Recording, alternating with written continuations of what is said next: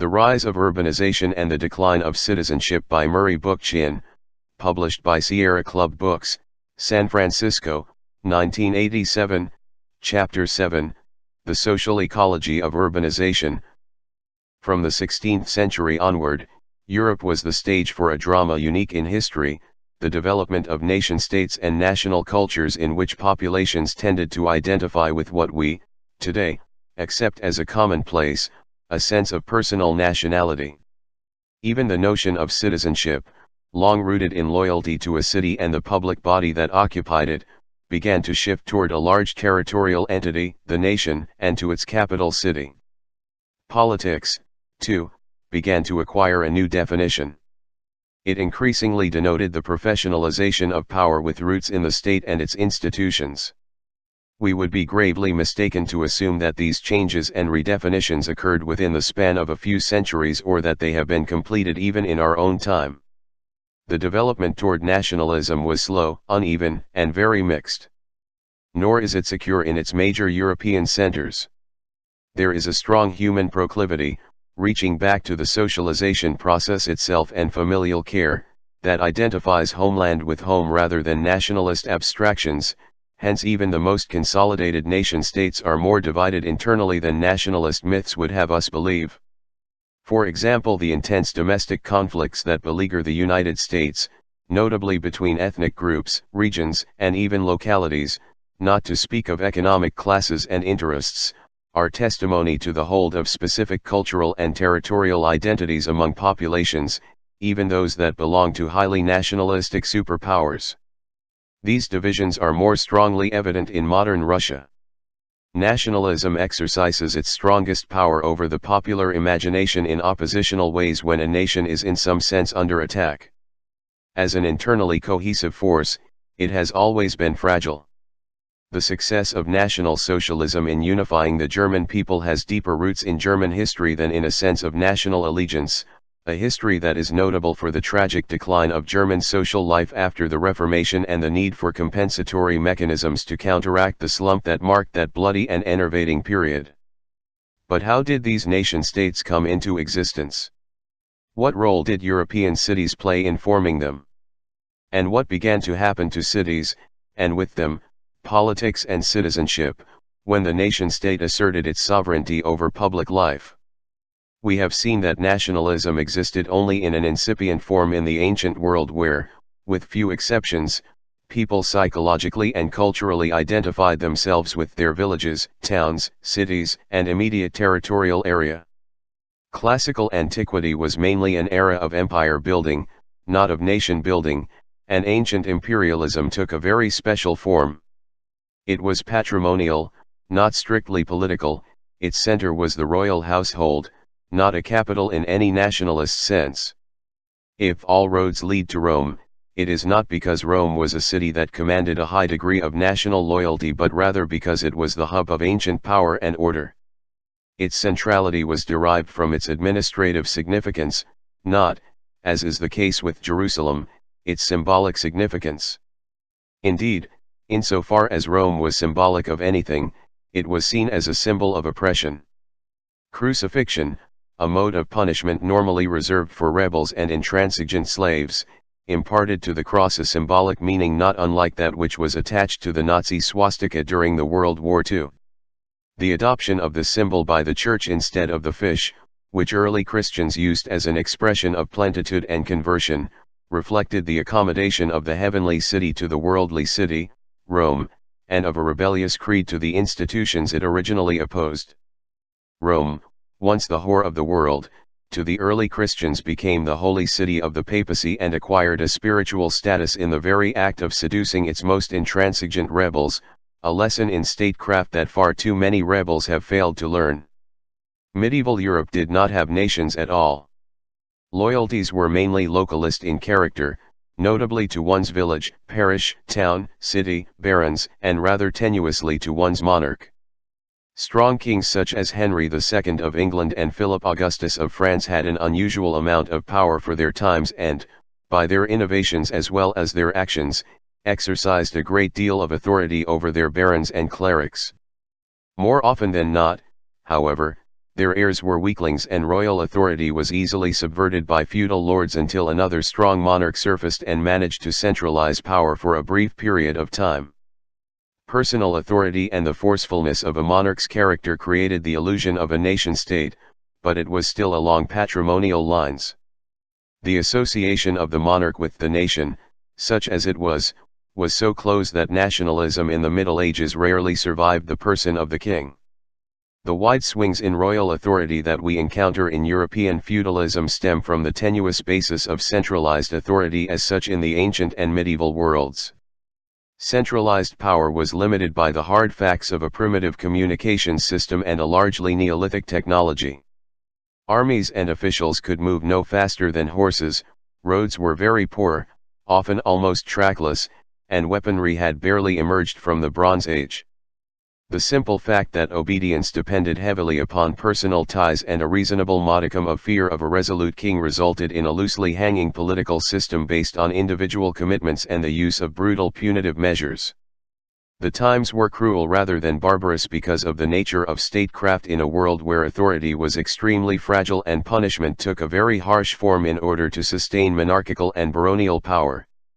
The one institution that commanded widespread allegiance beyond that which any monarch could hope to achieve was the Roman Church and the papacy. Shaped over centuries into a vast hierarchical bureaucracy, the Catholic Church eventually became the most unifying and certainly the most centralized apparatus in Western Europe. It could reach into villages with an effectiveness that was the envy of any royal authority, and its command of resources had no precedent on the continent. I refer not only to its enormous wealth and land holdings but also to its spiritual power, ultimately the power of excommunication and interdiction that brought even emperors such as Frederick Barbarossa to their knees. Yet here one encounters a paradox to which J.R. Strayer gives deserved emphasis. The papacy as early as the 11th century, during the time of Gregory VII, was an empire unto itself. More important than its centralized institutional structure is the compelling fact that it was an elaborate state, a vast apparatus not only with its black-robed bureaucracy but a system of law and a juridical machinery adequate enough to make its legal sovereignty effective. The emergence of ecclesiastical law served to open a crucial area for the development of secular law. In the great division of power that Gregory VII created between church and state, the latter essentially disentangled itself from the former. Secular law, rarely free in the past of ecclesiastical influence and priestly functionaries, could now come completely into its own. In the very act of charting and firming up its own authority, the Church created an ever-growing space for the expansion of the state and for a largely non-religious form of statecraft that no longer required supernatural sanction and legitimation. However much monarchs were to claim divine right to support their authority, their rights were divine, not their origins that even the Roman Caesars claimed. Hence, like all rights, they could be challenged even on religious grounds by the Church, the barons, and later by the people. Rights are always subject to rational evaluation and legitimate defiance, a problem that monarchs such as Charles I of England and Louis XVI of France were to face before accusing regicides.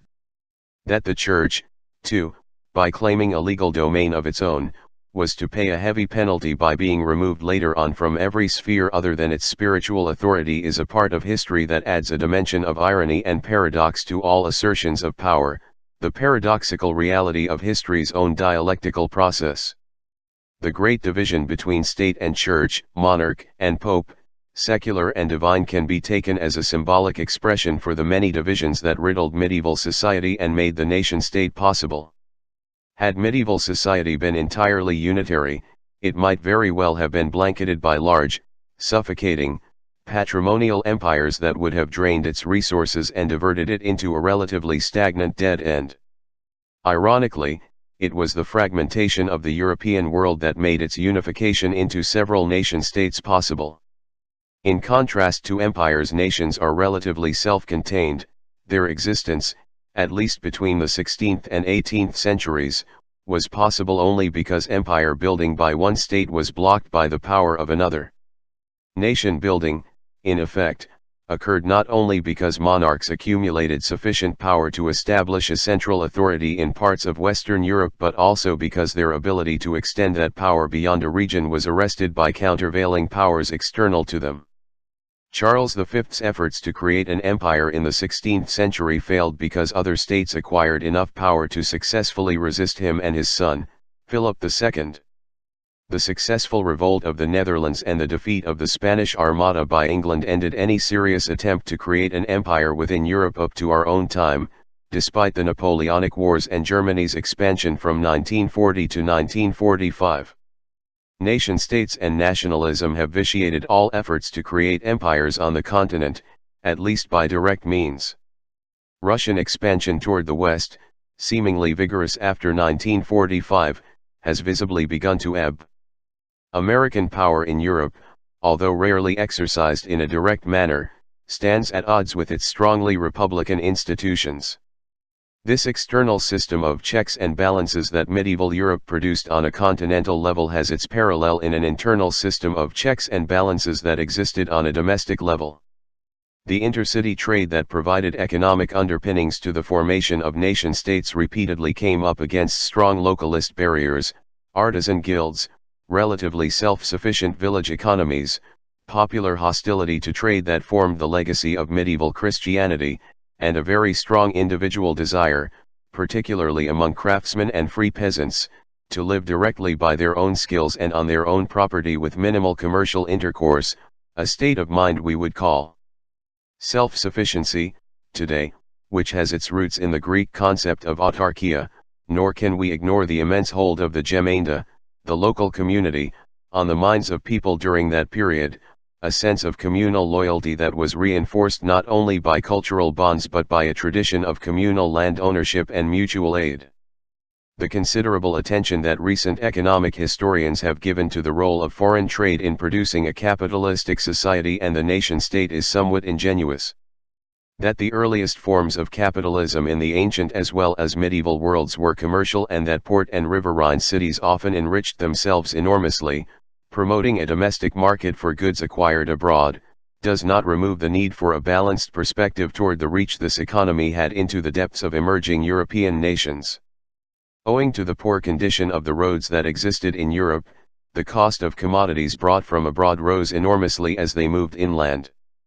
A cartload of hay priced at 600 denarii during Diocletian's time increased by 20 denarii every mile, so that the cost of transporting it as little as 30 miles rendered its sale in a nearby market prohibitive. Unless a good network of waterways existed, foreign trade had a limited economic impact on the interior of a region. Generally, the commodities that passed from port and riverine cities to inland towns were luxury items or direly needed goods in limited supply.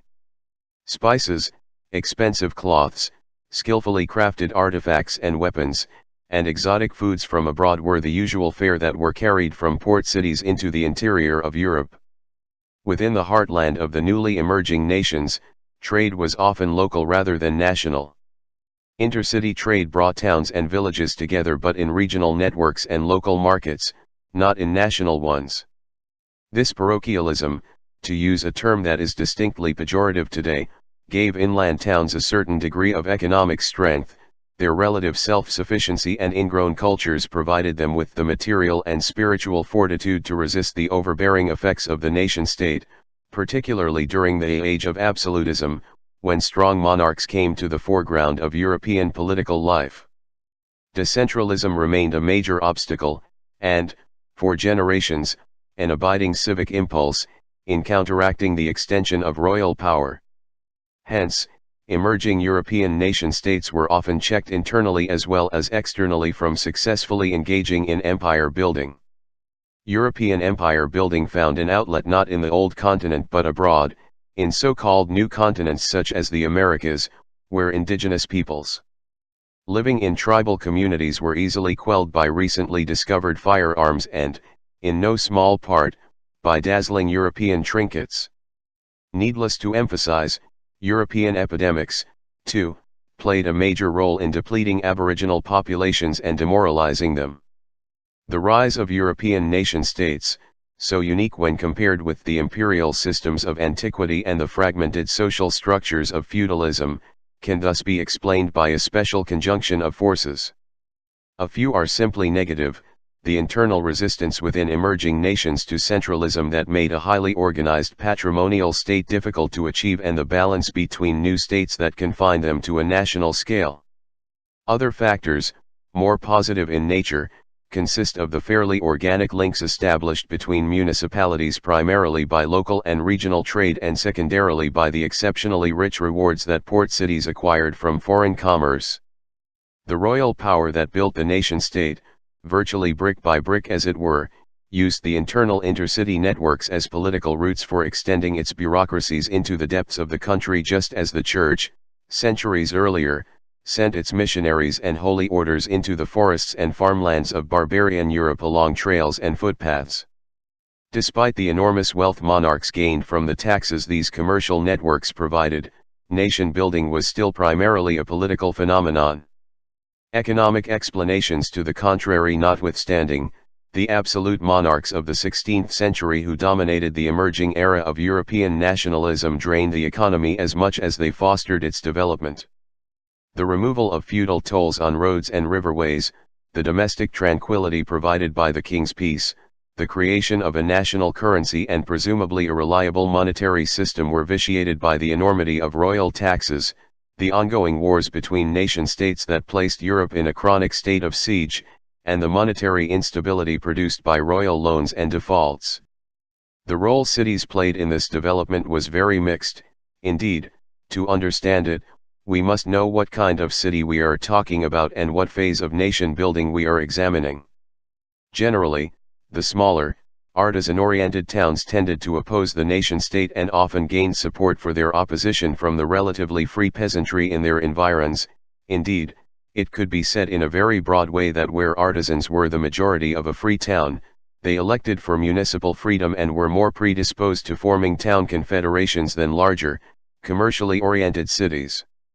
Their high sense of independence and their striking defiance of authority was not to end with their opposition to royal rule.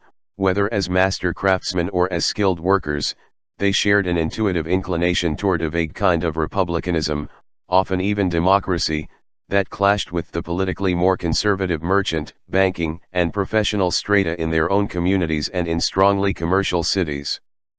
The radical role played by skilled artisans in pre-capitalist society and in periods of transition to the nation-state and capitalism is only recently gaining the attention it deserves. This is not to say that this ongoing stratum that was not to disappear as a major social force even after the Industrial Revolution, which virtually destroyed it, shared a completely unified outlook. Between a master craftsman who enjoyed the privileges conferred by guild membership and a skilled worker who was barred from the status of a master by increasing guild exclusivity, a serious gap developed that could rend communities in violent struggles. We have seen evidence of such struggles in Flanders and Italy, where skilled as well as unskilled workers were proletarianized and reduced to exploited wage earners.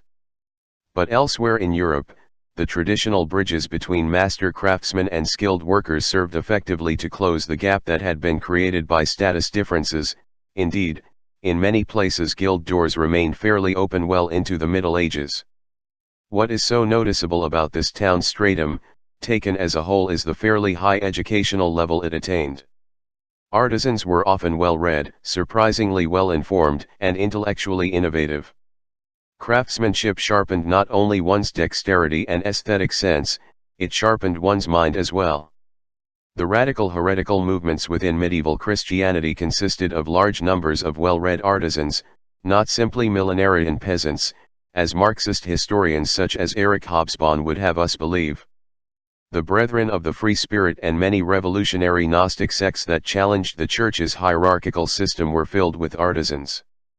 Town revolts against ruling bishops, barons, and commercially minded patricians were initiated by well-informed, even well-read, artisans who could argue Holy Writ with disquieting acuteness. They often provided the ideological coherence for these uprisings that historians often impute to professional strata, not only mass support. This tradition did not die out with the Middle Ages. It continued for centuries, through the Reformation, which was by no means only a peasant war, through the era of the democratic revolutions, and into the Industrial Revolution, indeed for several generations afterward. Skilled workers, particularly craftsmen, are remarkably self-contained individuals, the urban counterpart of the yeoman farmer who formed the basis for the democratic revolutionary era. Skill and a minimal competence, whether in the form of a personally owned shop or land holding, confers a sense of independence and self-esteem upon a person. It is out of these traits that the classical, and, to some extent, the modern, ideal of citizenship was fashioned. The lack of a respected skill and the absence of material independence makes for mobility in the pejorative sense of the term, notably, a wayward, fickle and free-floating mob that is easily manipulated, no less by patrician demagogues than by dispossessed ones.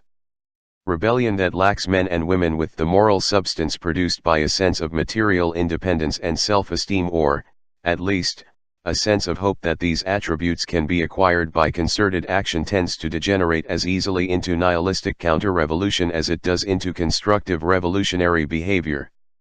The gap that emerged between the skilled popolo of Italian cities during the High Middle Ages and the more or less lumpenized proletariat was to last for centuries and disappear only when craftsmanship was dissolved by the factory system.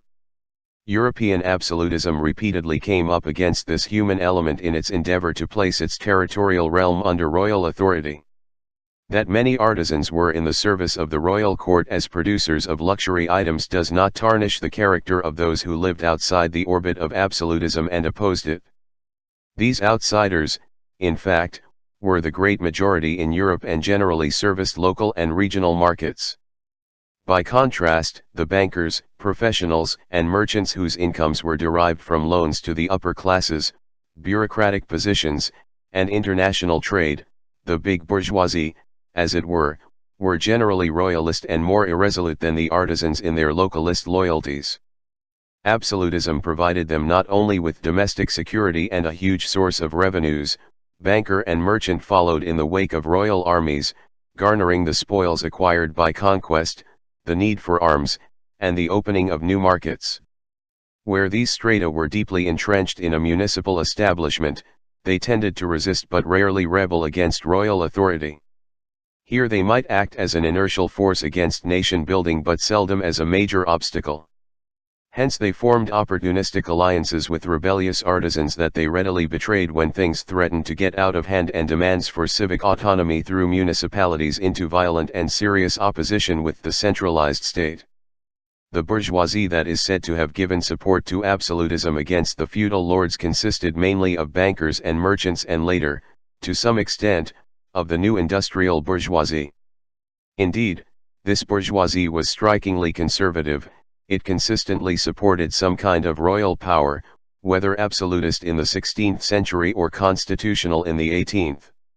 Republicanism and democratism, a very revolutionary concept until well into the 19th century, found its most steadfast recruits in artisans and, less reliably, the mobility people or rootless, statusless, and homeless mob, whom even the English levelers viewed warily because of their dependence on the largesse of the possessing classes.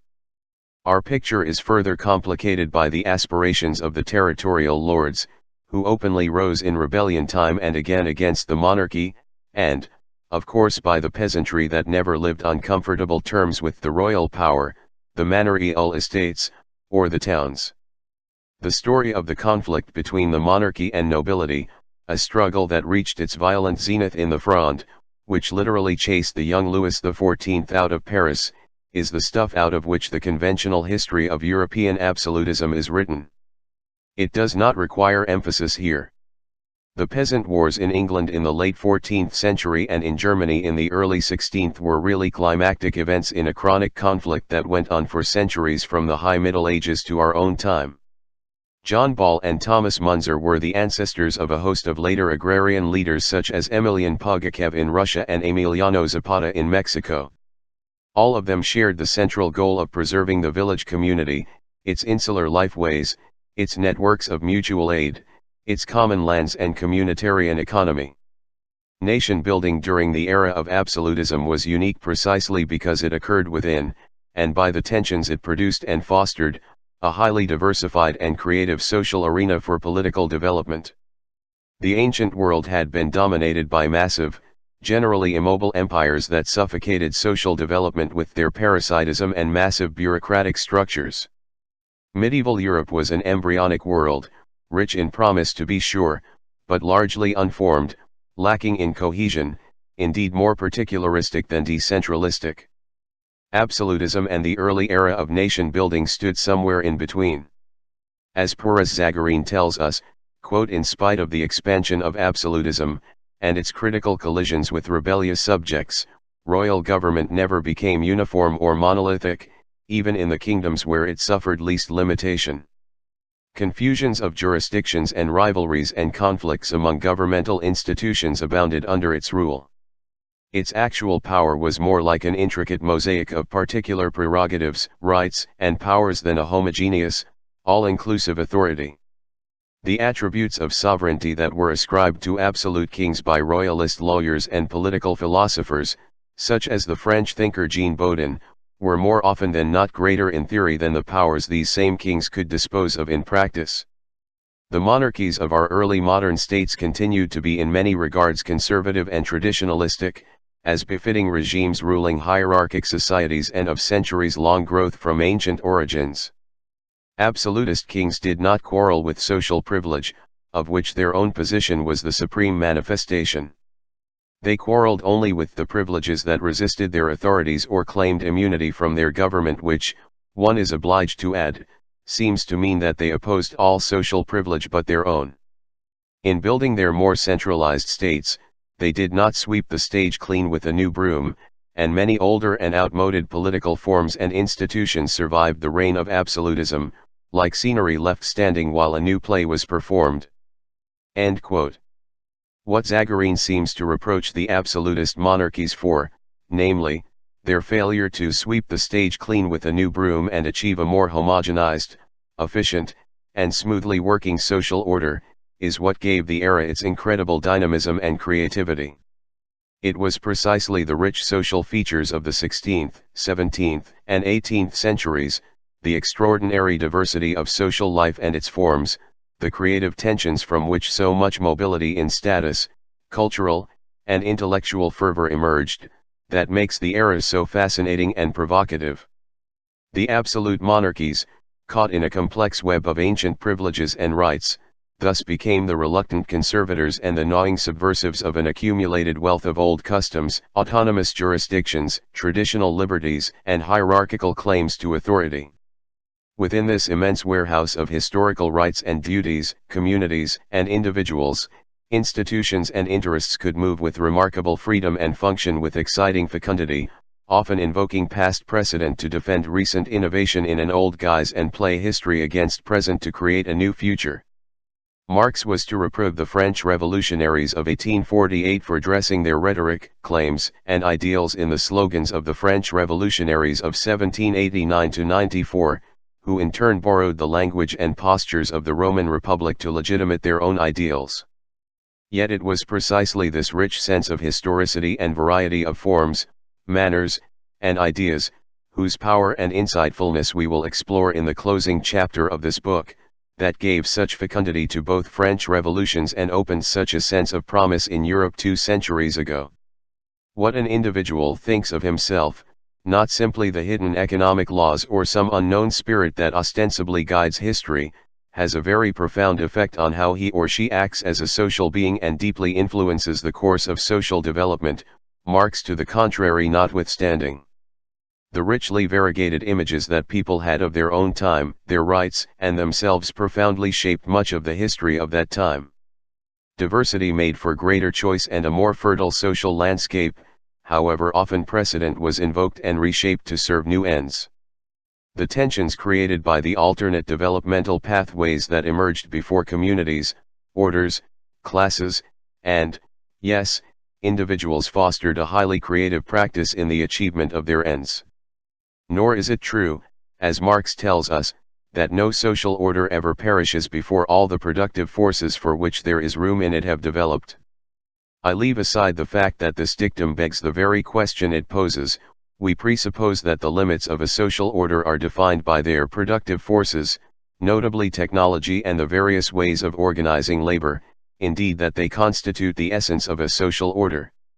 Actually, we have no way of knowing how far the productive forces could have developed in pre-capitalist society, nor do there seem to be any limits to the development of productive forces today, which means, by inference, that a market society will be with us forever.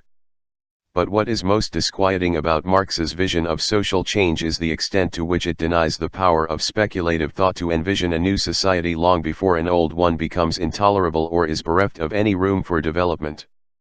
Artisans and peasants in the era of nation building had many sound ideas about the kind of society they wished to create.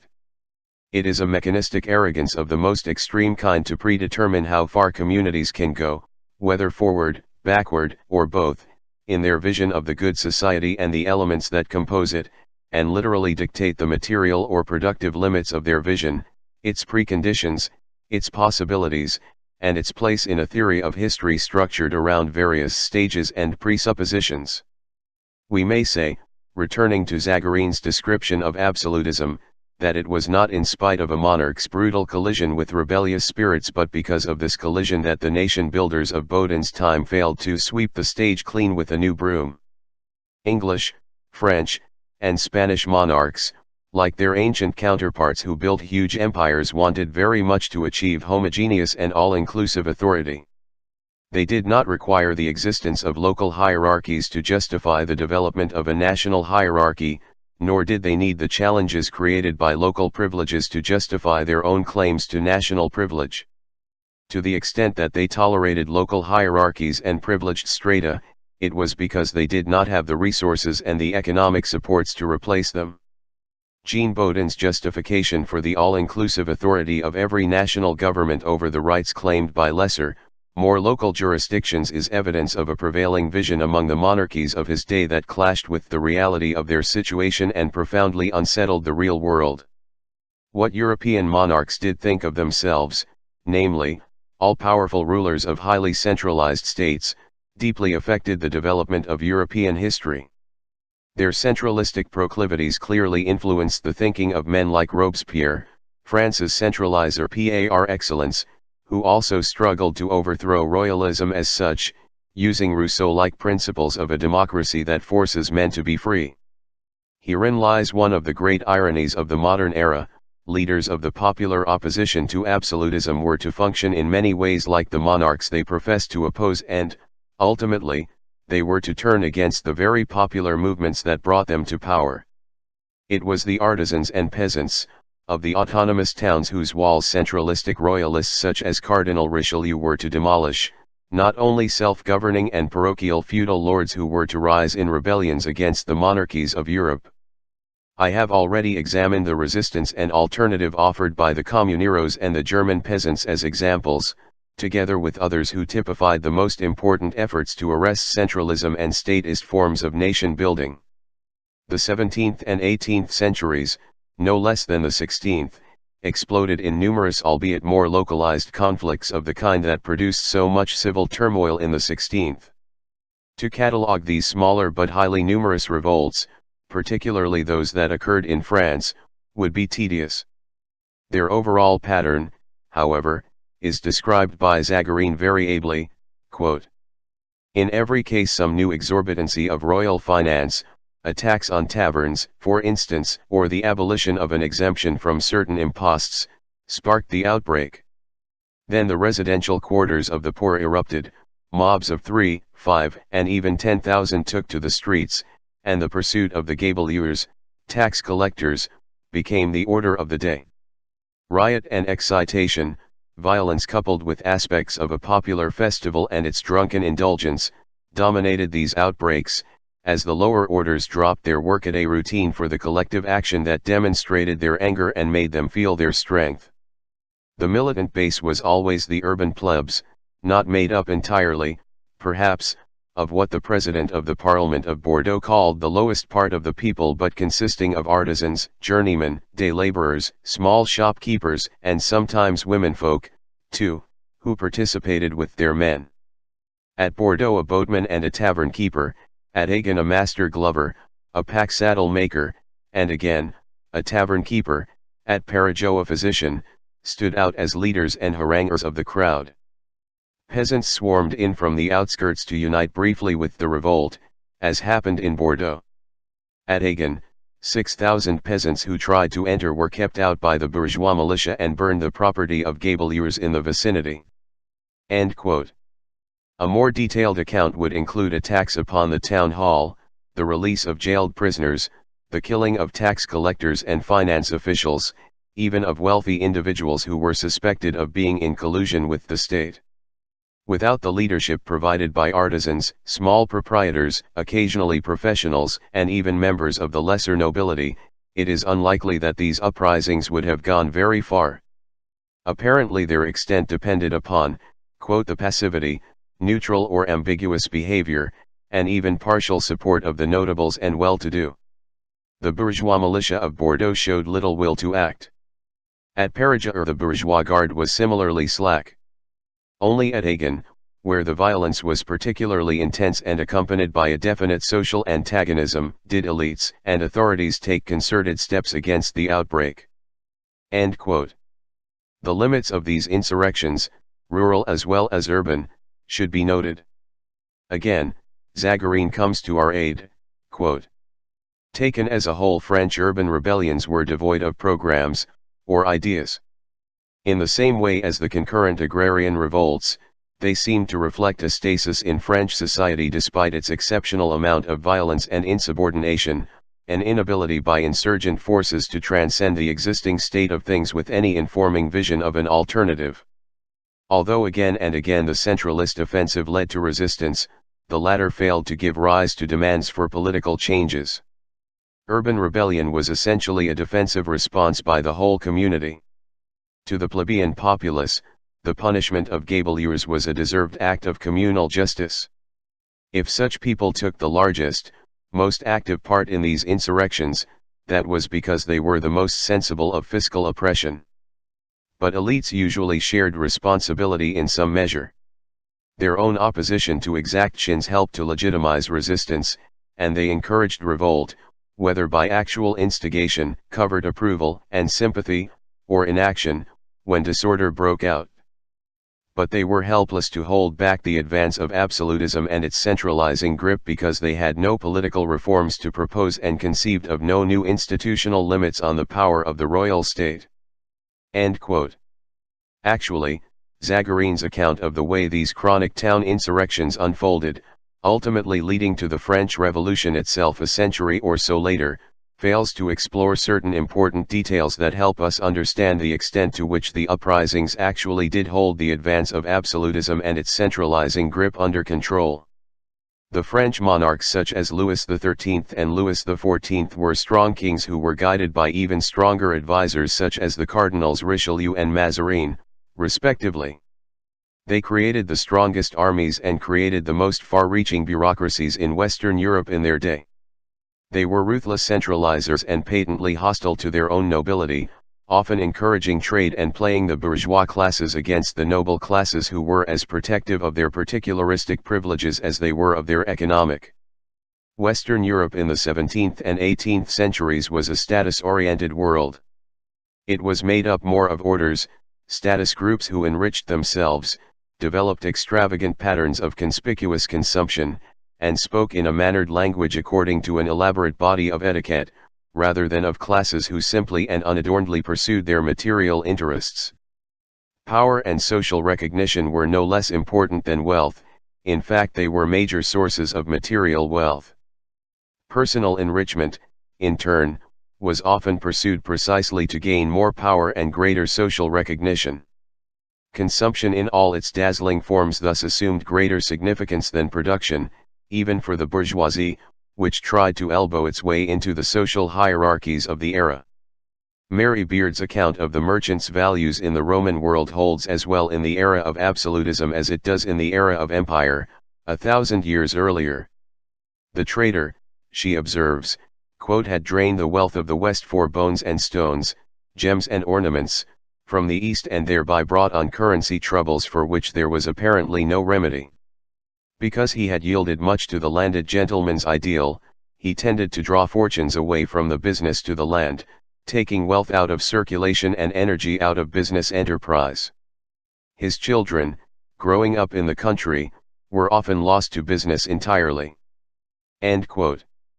In Western Europe, especially in classical France, the country that so many radical and liberal thinkers were to regard as the model for pure feudalism and the bourgeois democratic revolution, this process of moving from the status of trader to that of nobleman was especially marked and adds considerable ambiguity to what we mean by the word bourgeois. Many bourgeois and noble interests coalesced.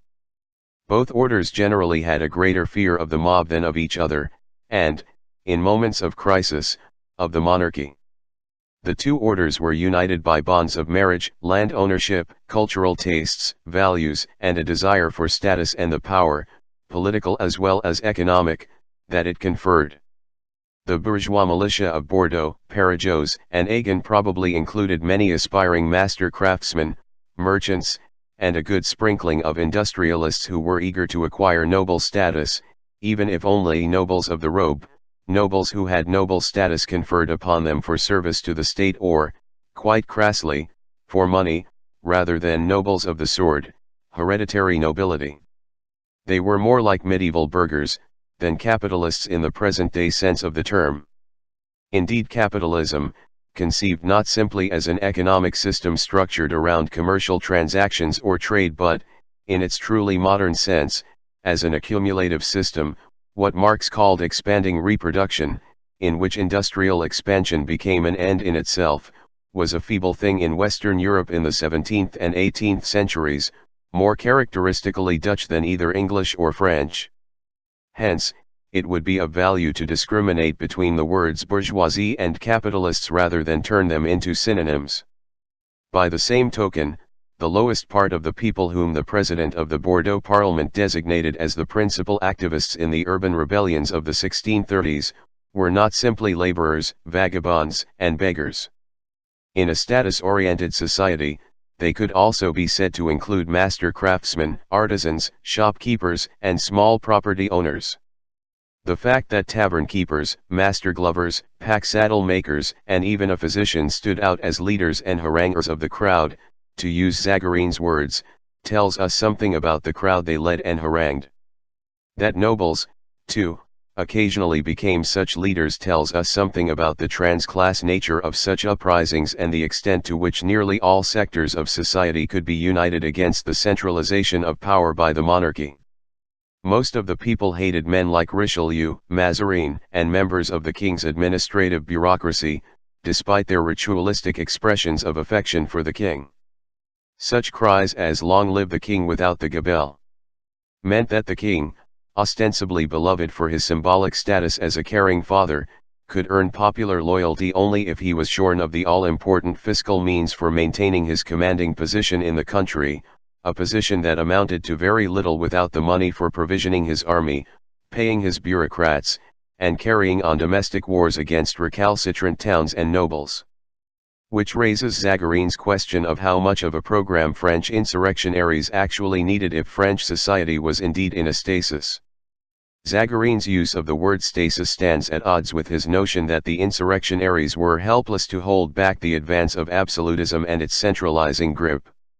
The stasis of the time consisted precisely of a lasting balance of forces between the central power and the regions, localities, orders, and classes of the time, not an ever-encroaching central power. Richelieu and Mazarin, working ruthlessly on behalf of their monarchs, tried to forge a completely centralized nation-state around the king and his bureaucracy. It is myth, in my view, to believe that any but the most naive of the absolutist French kings trusted their nobles, although one French monarch, Louis XVI, tried to enlist his nobles in 1788 against an ever-demanding Third Estate. They betrayed him without scruples and, in the most self-seeking manner, brought about his downfall as well as their own. Thus Richelieu and Mazarin did not succeed, in fact. They carried centralization far in France, but not so far that it could prevent the French Revolution, which tried in its early phases to reverse the power of the king and the aristocrats alike, initially driving toward a relatively decentralized, indeed minimal, state. If centralism is to be identified with the interests of the newly emerging capitalist economy insofar as the bourgeoisie seeks a politically unified country, the French Revolution was categorically not a bourgeois revolution. Nor did the French bourgeoisie want a democracy or even, necessarily, a republic. Indeed, it tried to model France on England's constitutional monarchy. The supreme irony of the French Revolution is that a movement designed to curb privilege, hierarchy, and, above all, centralized power was twisted by liberal intellectuals, forward-looking lawyers, and marginal strata into the most centralized state in Europe in order to defeat its counter-revolutionary enemies. In some respects, the Jacobin Republic that followed the collapse of these hopes for a constitutional monarchy and a fairly decentralized political structure was marbled by feudal concepts of government, notably, the famous maximum that limited the rise of placed prices and wages, state intervention in many parts of the economy and society, and a moral posture that espoused republican virtue as a political calling. The Jacobin Republic, in effect, was a wartime state that Napoleon was to make fairly permanent.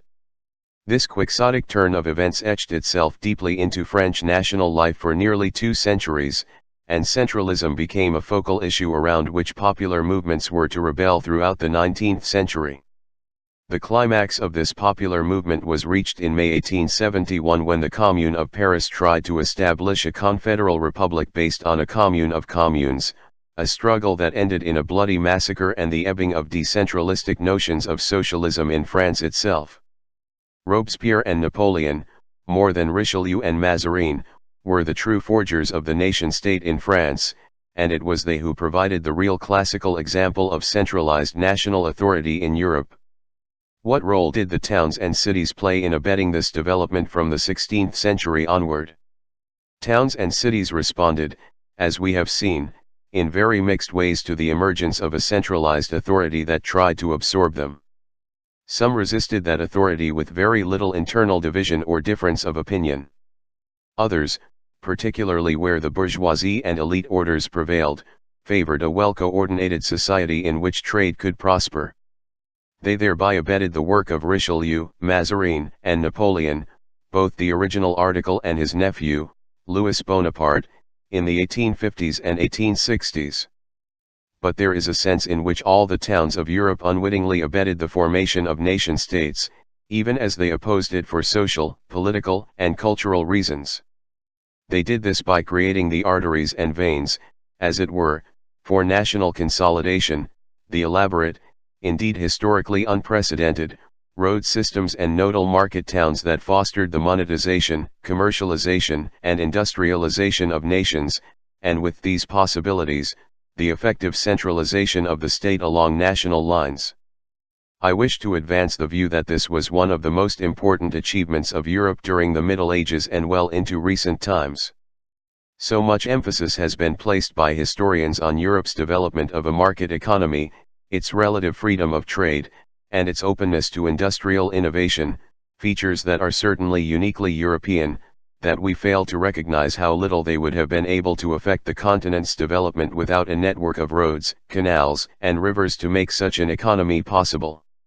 Apart from the trade that created market towns, towns where all goods were systematically exchanged, long-distance commerce was an elitist affair and served the well-to-do, not society at large.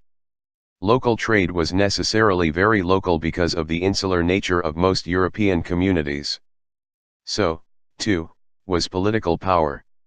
Rivers, canals, and maritime transportation served to link a fair percentage of Europe's towns and villages together, but by no means the majority. A European hinterland existed almost everywhere on the continent, such that towns and villages were almost entirely self-sufficient in the staples of everyday life and culture remained highly insular. These hinterlands were largely beyond the reach of the nation-state and surprisingly impenetrable to commerce, monetization, and the bourgeois incubus that was to claim Europe for itself during the 19th century. We can begin to sense the importance of road systems in economic development and political control today, perhaps even more than during any other part of our century, because of the effectiveness of guerrilla warfare in the Third World.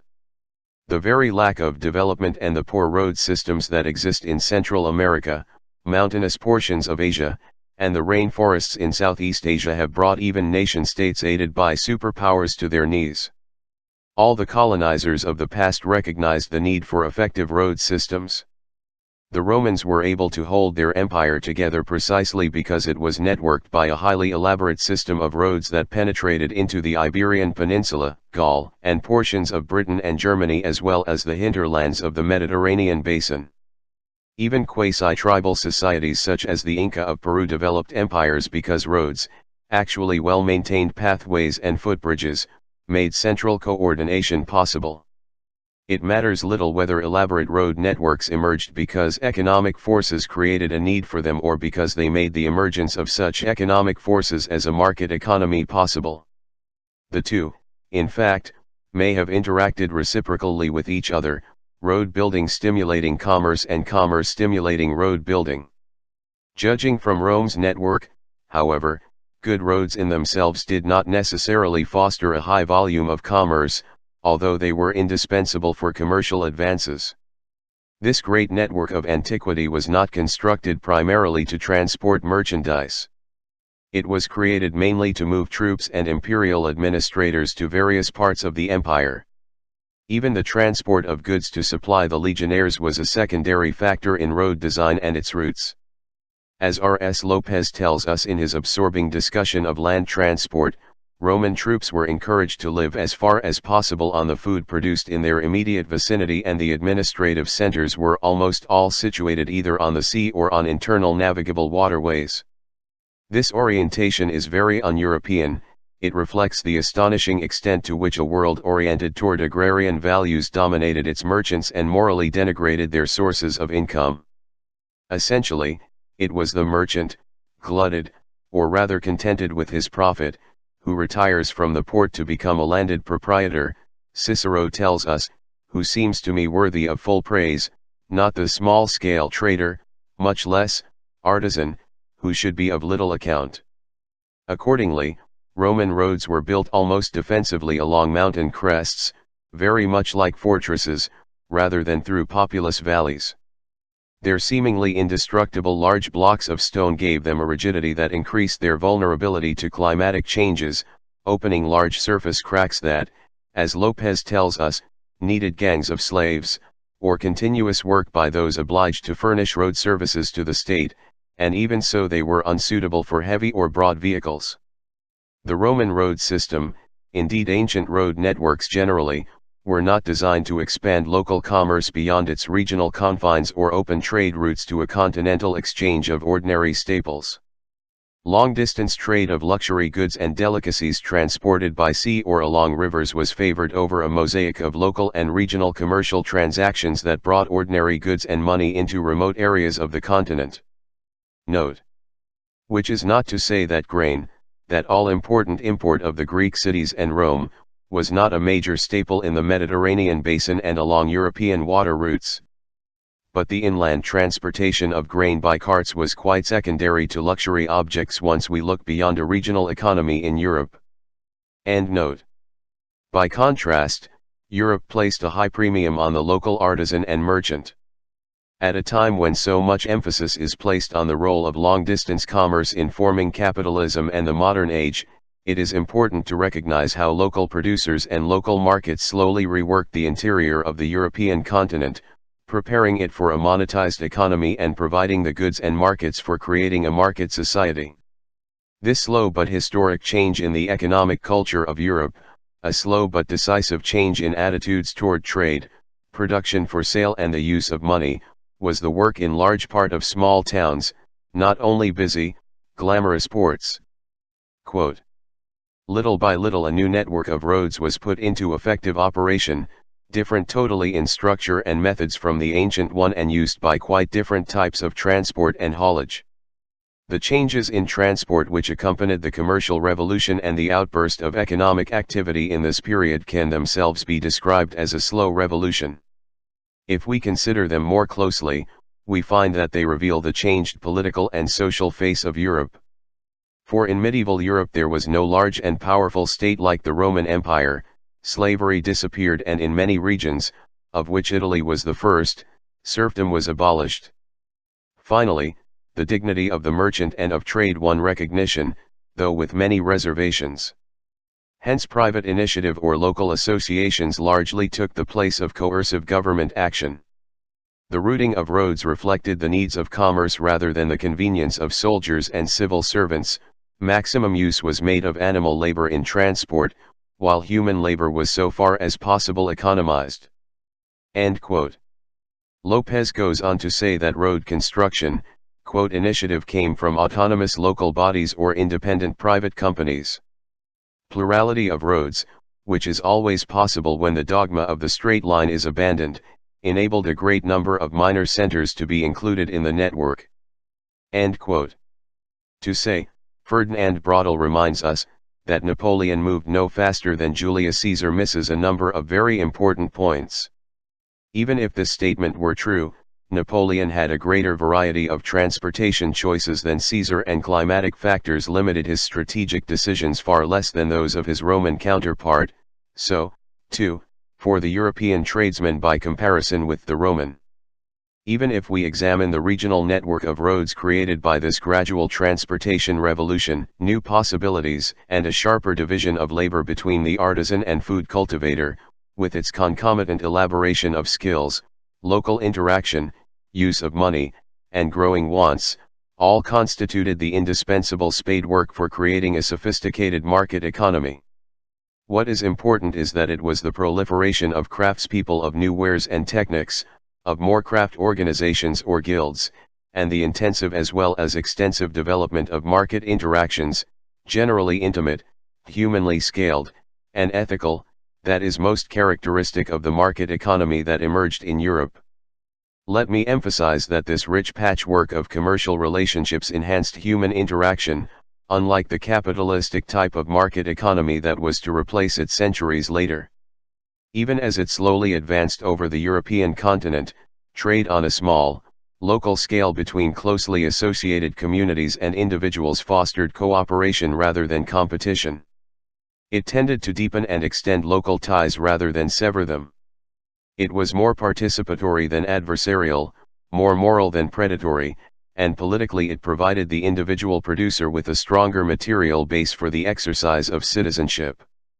Note: I find it fascinating that so many radicals, socialists, and anarchists alike, almost intuitively rally to the support of small-scale farmers against agribusiness and small family enterprises against giant supermarkets, this despite their hostility to private property of any kind. Americans seem to suspect that domestic forms of society, however propertied, are a desideratum in themselves and foster individuality in a mass society. This Jeffersonian legacy acts as one of the most important inertial elements against the full colonization of society by corporations and big business, even though its historical context in the making of the free city and free citizen has not been fully understood. So, too, for our appreciation of craftsmanship. End note. Finally, it tended to dissolve barriers between local communities and adjacent regions, opening the doors to new ideas, cultures, values, and the interchange of skills and techniques. In time, the towns themselves acquired greater political and economic weight in the struggle to form nation-states. It may have entangled them in the crises of nation-building, but it also turned them into centers of revolutionary social transformation, an advance signaled by the Comunero movement in Spain and the sectional movement in France. These markets and towns were not capitalistic. Marx has appropriately designated their economy as simple commodity production in which profit-making and the plowing of surplus earnings back into capital expansion are largely non-existent. Taken in this pure form, his account of their mode of production is more of a craftspeople ideal type than an actual reality. Capitalism almost certainly did exist in European towns, even predominantly in some artisan ones, and even dominated many European cities, particularly port and riverine cities. But Europe also developed for centuries by elaborating its artisan-oriented towns rather than by significantly transforming them. Viewed as a whole, the continent from the 14th century onward until well into the 18th and early 19th centuries seemed to have a mixed economy, which was neither predominantly feudal, capitalist, nor structured entirely around simple commodity production. Rather, it contained and combined elements of all three forms. That one of these elements seemed to be of greater significance than another in some communities and areas does not alter the mixed nature of economic life as a whole.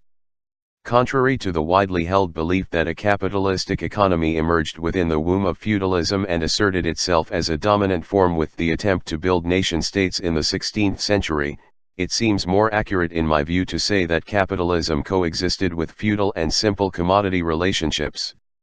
This long era, perhaps spanning more than 5 centuries, simply cannot be treated as transitional without reading back the present into the past and teleologically structuring European history around an Aristotelian final cause called capitalism. At various times and in various places, this mixed economy assumed a very balanced form, in some respects more stable in terms of everyday life than our own war-ridden century. Marxist and liberal historians have been vexed to give this long era a name that accords with the dogmatic stages theories of history that abound in Marx and Engels's writings. Its existence seems to be an affront to the neat categories that even radical historians impose on the rich flux of social development. Conclusions that it was either feudal or capitalist, or what able writers like Paul Sweezy designate as pre-capitalist commodity production, a designation that tells us we know more about what it was not than what it really proved to be, often stand in flat contradiction to the data at our disposal. A more open-minded reading of the data and the empirical evidence at our disposal on the era, one that extended well beyond the 16th century period of nation-building, will show, I submit, that Western Europe existed within a force field in which feudal traditions interacted with simple commodity and capitalist forms of societal organization, nor were feudalism, capitalism, and simple commodity production socially rigid economic systems. They were evolving cultures differing in values, sensibilities, ways of experiencing the world and organizing it artistically and intellectually, not simply modes of production, to use Marx's terminology again. They constituted unique social ecologies, as it were, that were patterned in highly diverse ways throughout the continent. They also changed with the passage of time in varying degrees and with varying accent or emphasis on their components, often as a result of their interaction with each other. Space does not allow me to make a closer examination of this seemingly transitional era, which in actuality forms a very definable and long era of European history. That it fits none of the dogmatic interpretations advanced by many modern historians who have an ideological axe to grind says more about academic trends in contemporary historiography than the richly varied texture of European life over the past 1,000 years. The stasis to which Zagarin alludes in his account of the state's development seems also to have occurred in town development during the 14th and 15th centuries, possibly even later in many parts of Europe. Although greatly increased in number, European towns seem to have entered into a demographic slack period where urban populations ceased to grow and in some cases diminished. Trade, too, appears to have declined and the development of new towns generally came to an end. A number of historians have called this period the Crisis of Feudalism, a terminology that may very well express a typically modern identification of progress with expansion. This bias tends to overlook qualitative growth and cultural elaboration for quantitative growth and cultural change. Apparently, progress is to be defined primarily as material growth, the increasing domination of nature. Cultural stability and the elaboration of cultural traits, by contrast, is often conceived as evidence of stagnation, even of crisis and social regression. The received wisdom of historians to the contrary, is it not possible that Europe had paused during these centuries and begun to live with minimal changes in the force field of the era, perhaps even reaching a fairly stable balance between the three components of the mixed economy that began to develop centuries earlier? That violence was endemic at that time, as it generally was before and afterward, does not alter the stability of everyday life, especially in the small towns that contain the majority of Europe's urban population. This much is reasonably clear. By the 17th century, Western Europe and its towns seem to have reached a historic crossroads. The continent's further development, a term that by no means denotes progress in any qualitative sense, was to depend less on the growth of a centralized state and on the expansion of commerce than on technology, on the development of machines and transportation techniques that were to rework all the traditional ties that had produced such an ecologically extraordinary cultural, political, civic, and economic diversity of social and urban forms. Note: put bluntly, there was no transition from feudalism to capitalism in the simple sense presented by most Marxist and liberal historians and theorists. Nor is it true to say that capitalism developed within the womb of feudalism and then emerged as a dominant social order through a series of bourgeois democratic revolutions whose paradigm is the French Revolution of 1789–94. In the view of some historians, the span of the revolution is expanded to include the Napoleonic era, notably up to 1814. The remarkably mixed, diversified, and complex society that is often presented to us as a transitional period was, in fact, an era in its own right that social ecology can describe and interpret more insightfully than economistic interpretations. We shall see that the view of this remarkable era as merely transitional leads to a host of errors, particularly its depiction of the revolutionary era and its democratic aspirations as bourgeois, an imagery that makes capitalism a system more committed to freedom, or even ordinary civil liberties, than it was historically. End note. The market society we call capitalism, a society that tends to reduce all citizens to mere buyers and sellers and debases all the ecologically varied social relationships produced by history to the exchange of objects called commodities, did not evolve out of a feudal era. It literally exploded into being in Europe, particularly England, during the 18th and especially 19th centuries, although it existed in the ancient world, the Middle Ages, and with growing significance in the mixed economy of the West from the 14th century up to the 17th. It is still spreading around the world, intensively in its traditional Euro-American center and extensively in the non-European world. Its forms have varied from the largely mercantile, its earliest kind, through the industrial, its more recent 18th and 19th century forms, to the statist, corporate, and multinational forms of our own time. It has slowly penetrated from its special spheres such as market arenas of exchange and the production of commodities in cottages and later in factories, into domestic life itself, such as the family and neighborhood. This is a fairly recent advance that can be dated most strikingly from the midpoint of the 20th century.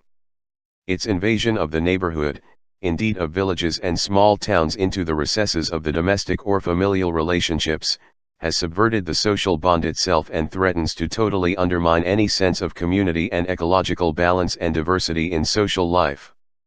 Moreover, the newly gained dominance of the capitalistic market relationship over all other forms of production and consociation is a major source of what I have denoted as urbanization, the explosion of the city itself into vast urban agglomerations that threaten the very integrity of city life and citizenship. What makes the market society we call capitalism unique, even by contrast to its early mercantile form, is that it is an ever-expansive, accumulative, and, in this respect, a cancerous economic system whose law of life is to grow or die.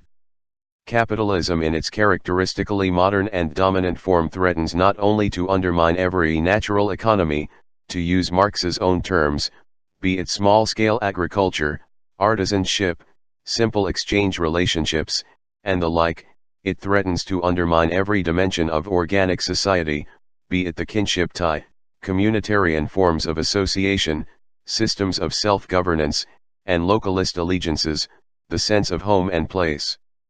Owing to its metastatic invasion of every aspect of life by means of monetization and what Immanuel Wallerstein calls commodification, it threatens the integrity of the natural world, soil, flora, fauna, and the complex eco-communities that have made present-day life forms and relationships possible by turning everything natural into an inorganic, essentially synthetic form. Soil is being turned into sand, variegated landscapes into level and simplified ones, complex relationships into more primal forms such that the evolutionary clock is being turned back to a biotically earlier time when life was less varied in form and its range more limited in scope. The effect of capitalism on the city has been nothing less than catastrophic.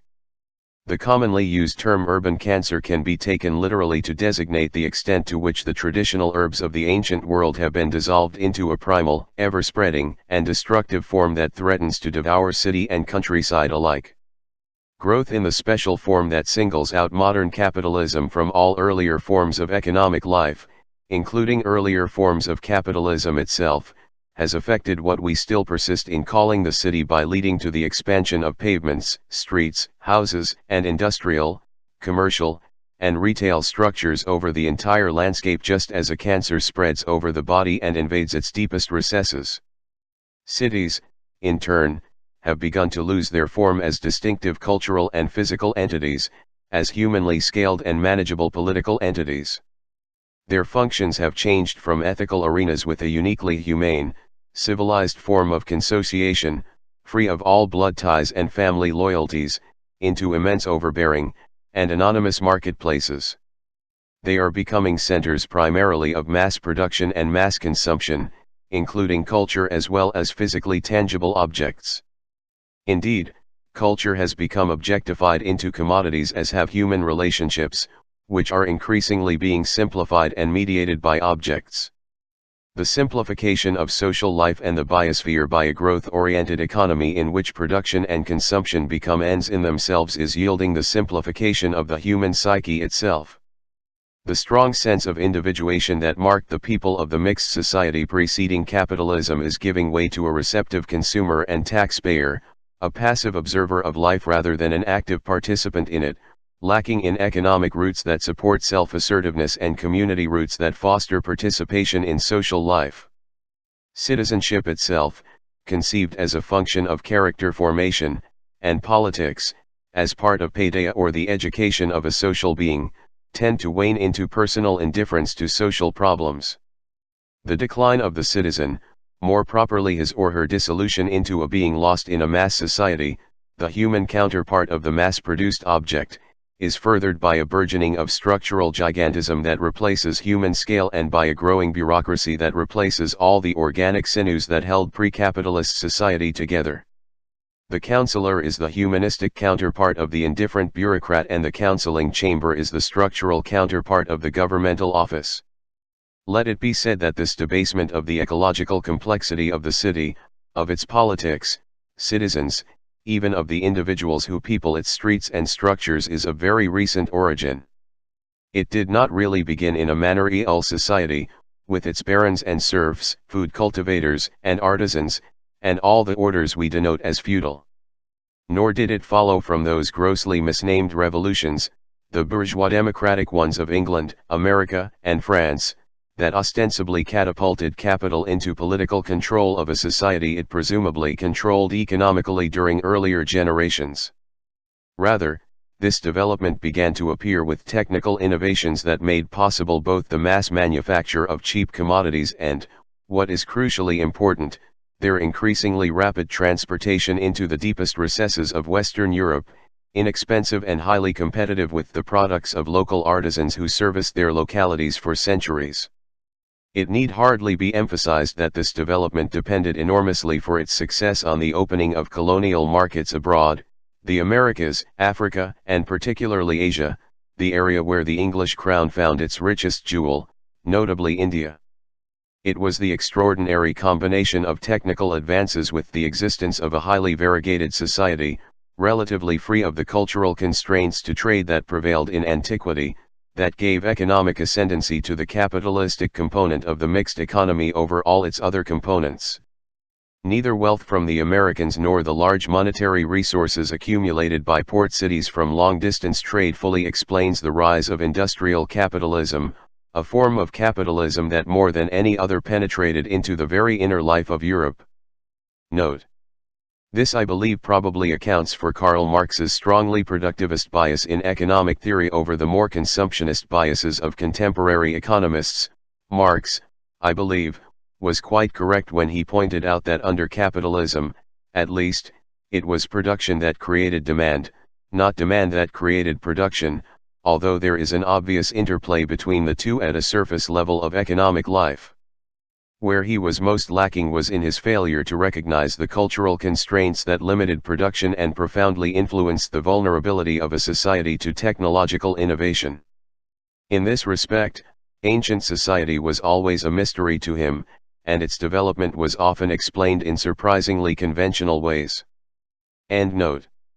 Had the wealth acquired from the New World been a decisive factor in creating industrial capitalism, Spain rather than England should have become its center, for it was Spanish conquistadors who initially plundered the Aztec and Inca empires and brought their precious metals to Europe. The very wealth these empires provided for the ascendant nation-state in Spain served to weaken town life in the Iberian Peninsula and provide the means for absolute monarchs to embark on an archaic program of continental empire building that eventually ruined Spanish cities and the countryside alike. Nor did long-distance trade provide the most important sources for capitalizing industrial development. Rather, it fostered consumption more than production, the dissolute life way that makes for a diet of luxuries instead of the parsimonious habits that steer investment into new means of production. Indeed, too much state centralization and too much commerce, despite the wealth they initially generated, ultimately led to excessive expenditures for territorial expansion and high living by elite groups in all the orders of a courtly society.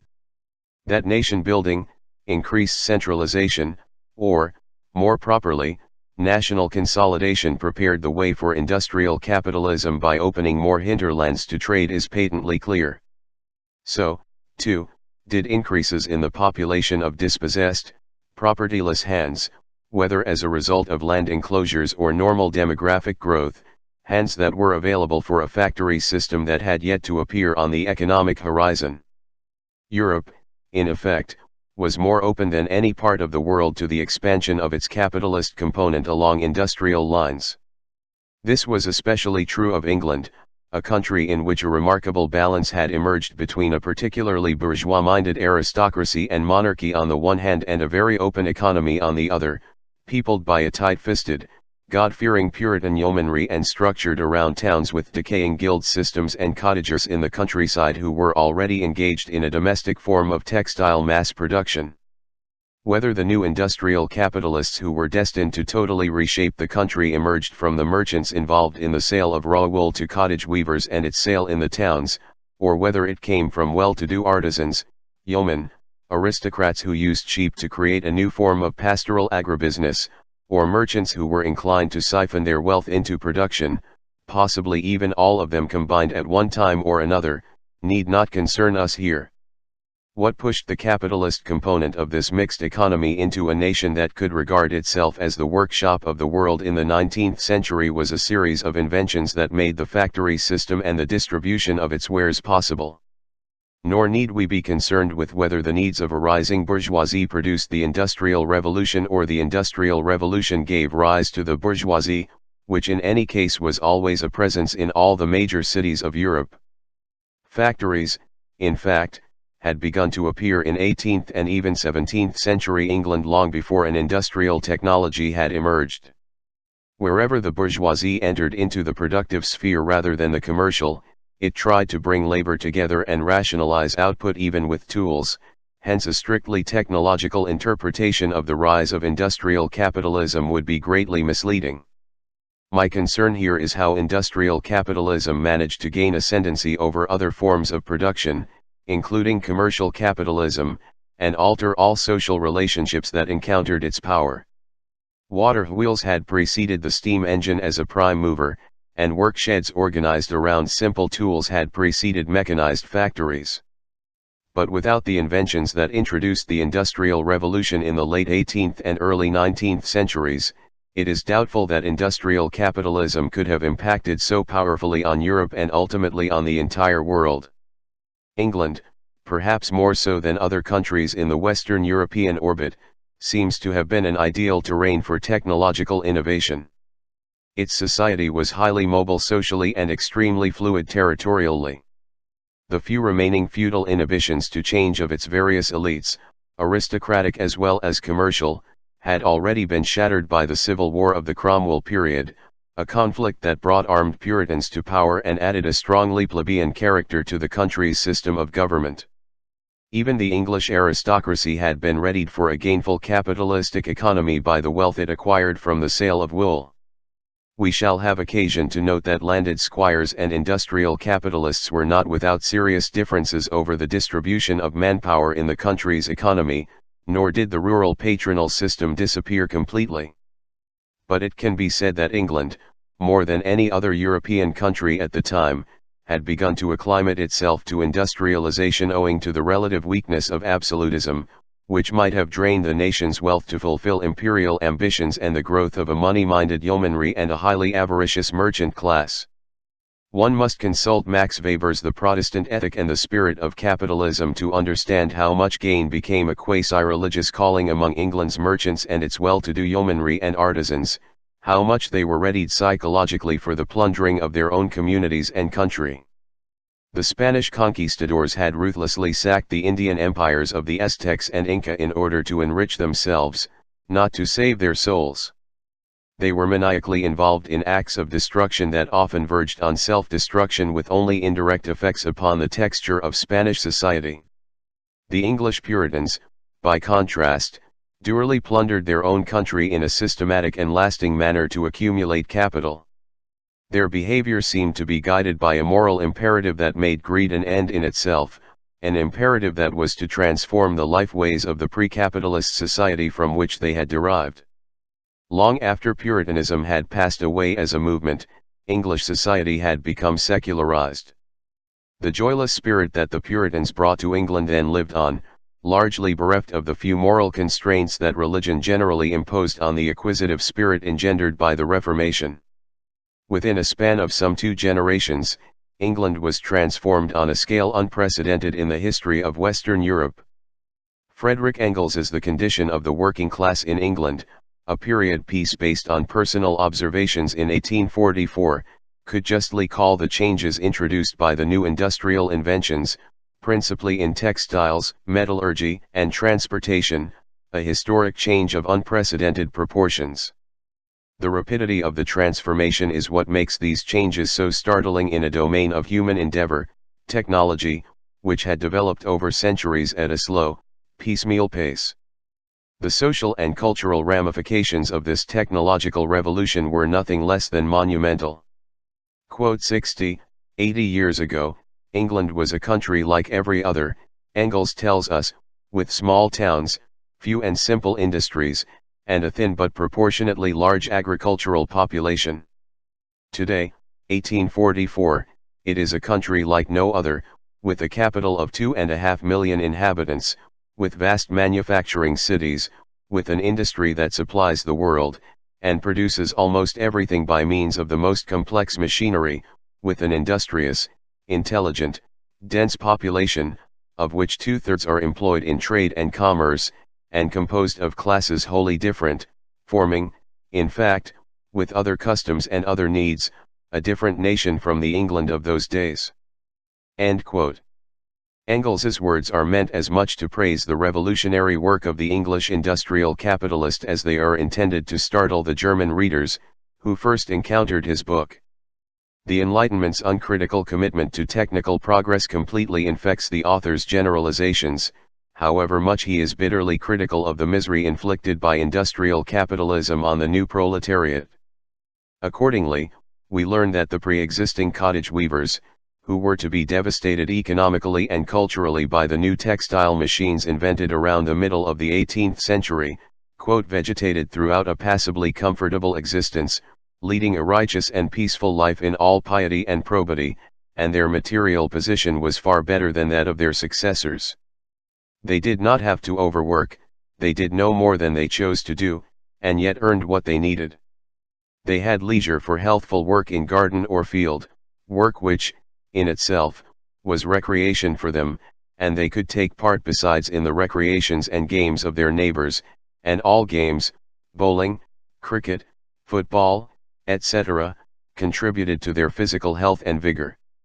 They were, for the most part, strong, well-built people in whose physique little or no difference than that of their peasant neighbors was discernible. Their children grew up in the fresh country air, and, if they could help their parents at work, it was only occasionally, while of 8 or 12 hours work for them introduced, later, by the factory system there was no question. End quote. The mixed messages in this passage reflect the characteristic tension created among the progressives of the era between the claims of an abstract sense of history and an existential sense of humanity that was to rend apart major socialists such as Engels and ultimately, owing to his commitment to industrial progress as a precondition for a free society, justify the most horrible barbarities of a Stalin as the modernizer of Russia. The unquestioning humility of the English cottage weavers and yeomen, their silent vegetation which, cosily romantic as it was nevertheless not worthy of human beings, to use Engels' pejorative remarks, is doubtful on its own terms, particularly from the standpoint of our own time when the ebullient concept of progress that prevailed over the past 2 centuries is so much in doubt. Note that Engels' commitment to a harsh concept of technological progress, indeed, the whole Marxist theory of historical materialism, was meant to slap not only the face of philosophical idealism but also of the high spirit of European Romanticism is an issue that has yet to be fully explored. Grey became a favorite color of Marxian socialism as part of its deliberate endeavor to disenchant the world and relegate the past, with all its humane as well as barbarous traditions, to a historical junk heap. Eventually socialism, like Puritanism, was to be deprived of all its ethical content and turned into a doctrine very much like the egoistic political economy of the industrial bourgeoisie itself. End note.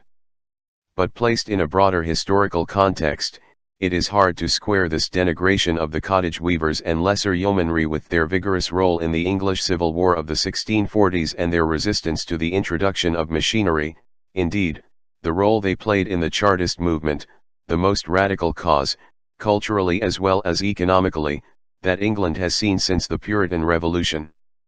The explosive nature of the Industrial Revolution and the emergence of industrial capitalism can best be understood by noting the limited time span in which the new technology surfaced and swept over England, a period so brief that it is almost difficult to call it an era, as so many historians do. James Watt's steam engine, which freed the factory system from its reliance on water power, was invented by 1769, James Hargreaves' spinning jenny, which enormously increased the output of yarn, by 1764, Richard Arkwright's throstle, a sophistication of the spinning machine calculated for the use of a mechanical prime mover, by 1767, Samuel Crompton's mule by 1785, followed around the same time by Arkwright's carding machine and preparatory frames, finally, Edmund Cartwright's workable power loom. By 1785, all of these inventions totally revolutionized the production of textiles as it had been pursued for thousands of years and catapulted English cottons, woolens, linens, even lace and silken goods, as a result of another group of machines invented in the first decade of the 19th century, into a largely agrarian domestic and world market. The opening of extensive coal fields and iron mines, owing in large part to the use of coke, and the staggering enlargement of smelting furnaces on a scale 50 times bigger than earlier, more customary sizes paved the way for transportation changes that were to open the most remote areas of the country to industrialization and commodification. The men who invented the textile machines and prime movers that powered them were plebeians and, by no means accidentally within the context of modern English history, included a sprinkling of very pious individuals, even clergymen. What was an instrument maker? Hargreaves, an engineer; Arkwright, a barber; Crompton, an ordinary textile worker; and Cartwright, a minister, who went on to work with Robert Fulton in the development of the steamship. English society had opened itself, more than most European societies, to advancement by individuals in the lower classes. Moreover, many of the inventors whose work introduced the industrial age were to become major capitalists in their right. Only a few exhibited the breadth of spirit that characterized Robert Owen, a textile manufacturer who demonstrated at New Lanark that relatively humane conditions for workers did not conflict with the acquisition of high profits, and later placed his life and his fortune in the service of the rising labor movement. The transportation revolution that paralleled the Industrial Revolution is of monumental proportions in the development of modern capitalism itself, a revolution that a century and a half later was to turn into a communications revolution whose effects have yet to be fully grasped. During the first 40 years of the 19th century, Scotland, much of which had been an untamed hinterland only 2 generations earlier, was interlaced by nearly 1,000 miles of good roads and an even larger number of bridges. This was largely the work of private enterprise, Engels tells us, the state having done very little in this direction. Indeed, by 1844 England, apart from Scotland, had well over 2,000 miles of canals, substantially in excess of its navigable river mileage. Finally, the early railroad lines that linked Manchester to Liverpool were rapidly extended across the entire industrial Midlands, sweeping in Lancaster, Sheffield, Leeds, Newcastle, and, of course, London further to the south. English industrial and commercial towns, too, exploded in size and population. Within the first 30 or 40 years of the 19th century, Birmingham increased its inhabitants from 73,000 to 200,000, Sheffield from 46,000 to 110,000, Halifax from 63,000 to 110,000, Leeds from 53,000 to 123,000. Such astonishing rates of growth among comparatively small communities in so short a time had never been seen before in European history. The congestion and diseases they produced have been fully chronicled in the novels as well as the histories of the period.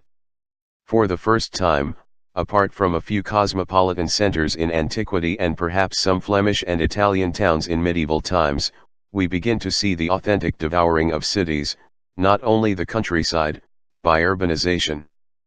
Birmingham, Sheffield, Halifax, and Leeds, among many others in England, were beginning to lose their identity as cities in any classical meaning of the term.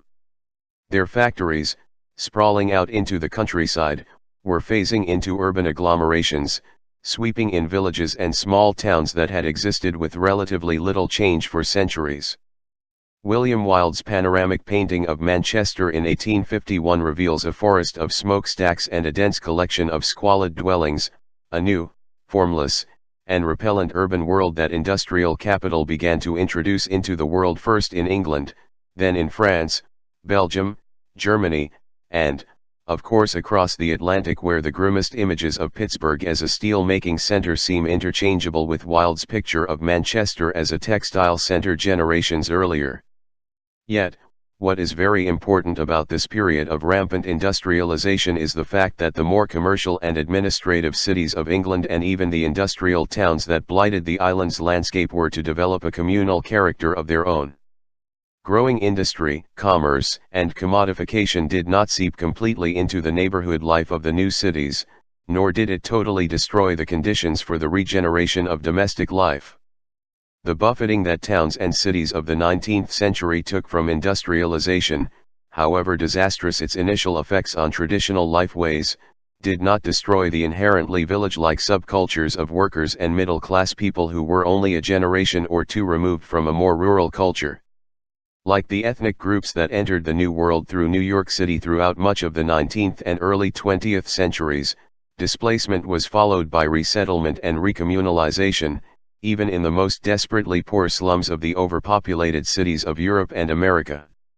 The pub in the industrial cities of England, the café in France, and the beer hall in Germany, no less than the various community centers around which the ethnic ghettos formed in New York and other American cities, provided foci for a distinctly working-class culture, largely artisan in its outlook, class-oriented in its politics, and knitted together by mutual self-help groups.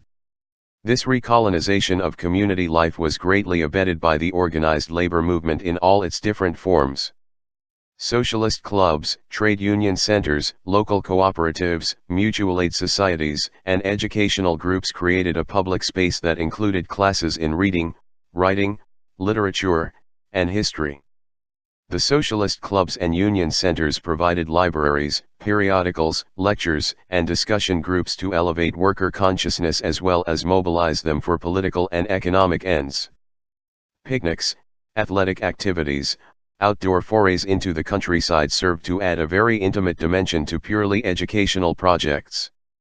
The Casas del Pueblo established by Spanish socialists and the Centros Obreros established by the Spanish anarchists, which existed up to the late 1930s, are reminders of the vigorous development of community life even in the most depressed areas of Europe, indeed, of an underground culture that always paralleled the received culture of the elite orders and classes.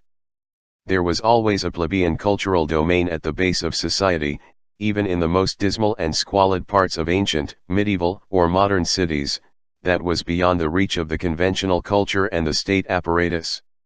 No economy or state had the technical means, until very recently, to freely infiltrate this domain and dissolve it for a lasting period of time. Left to itself, the underground world of the oppressed remained a breeding ground for rebels and conspirators against the prevailing authority.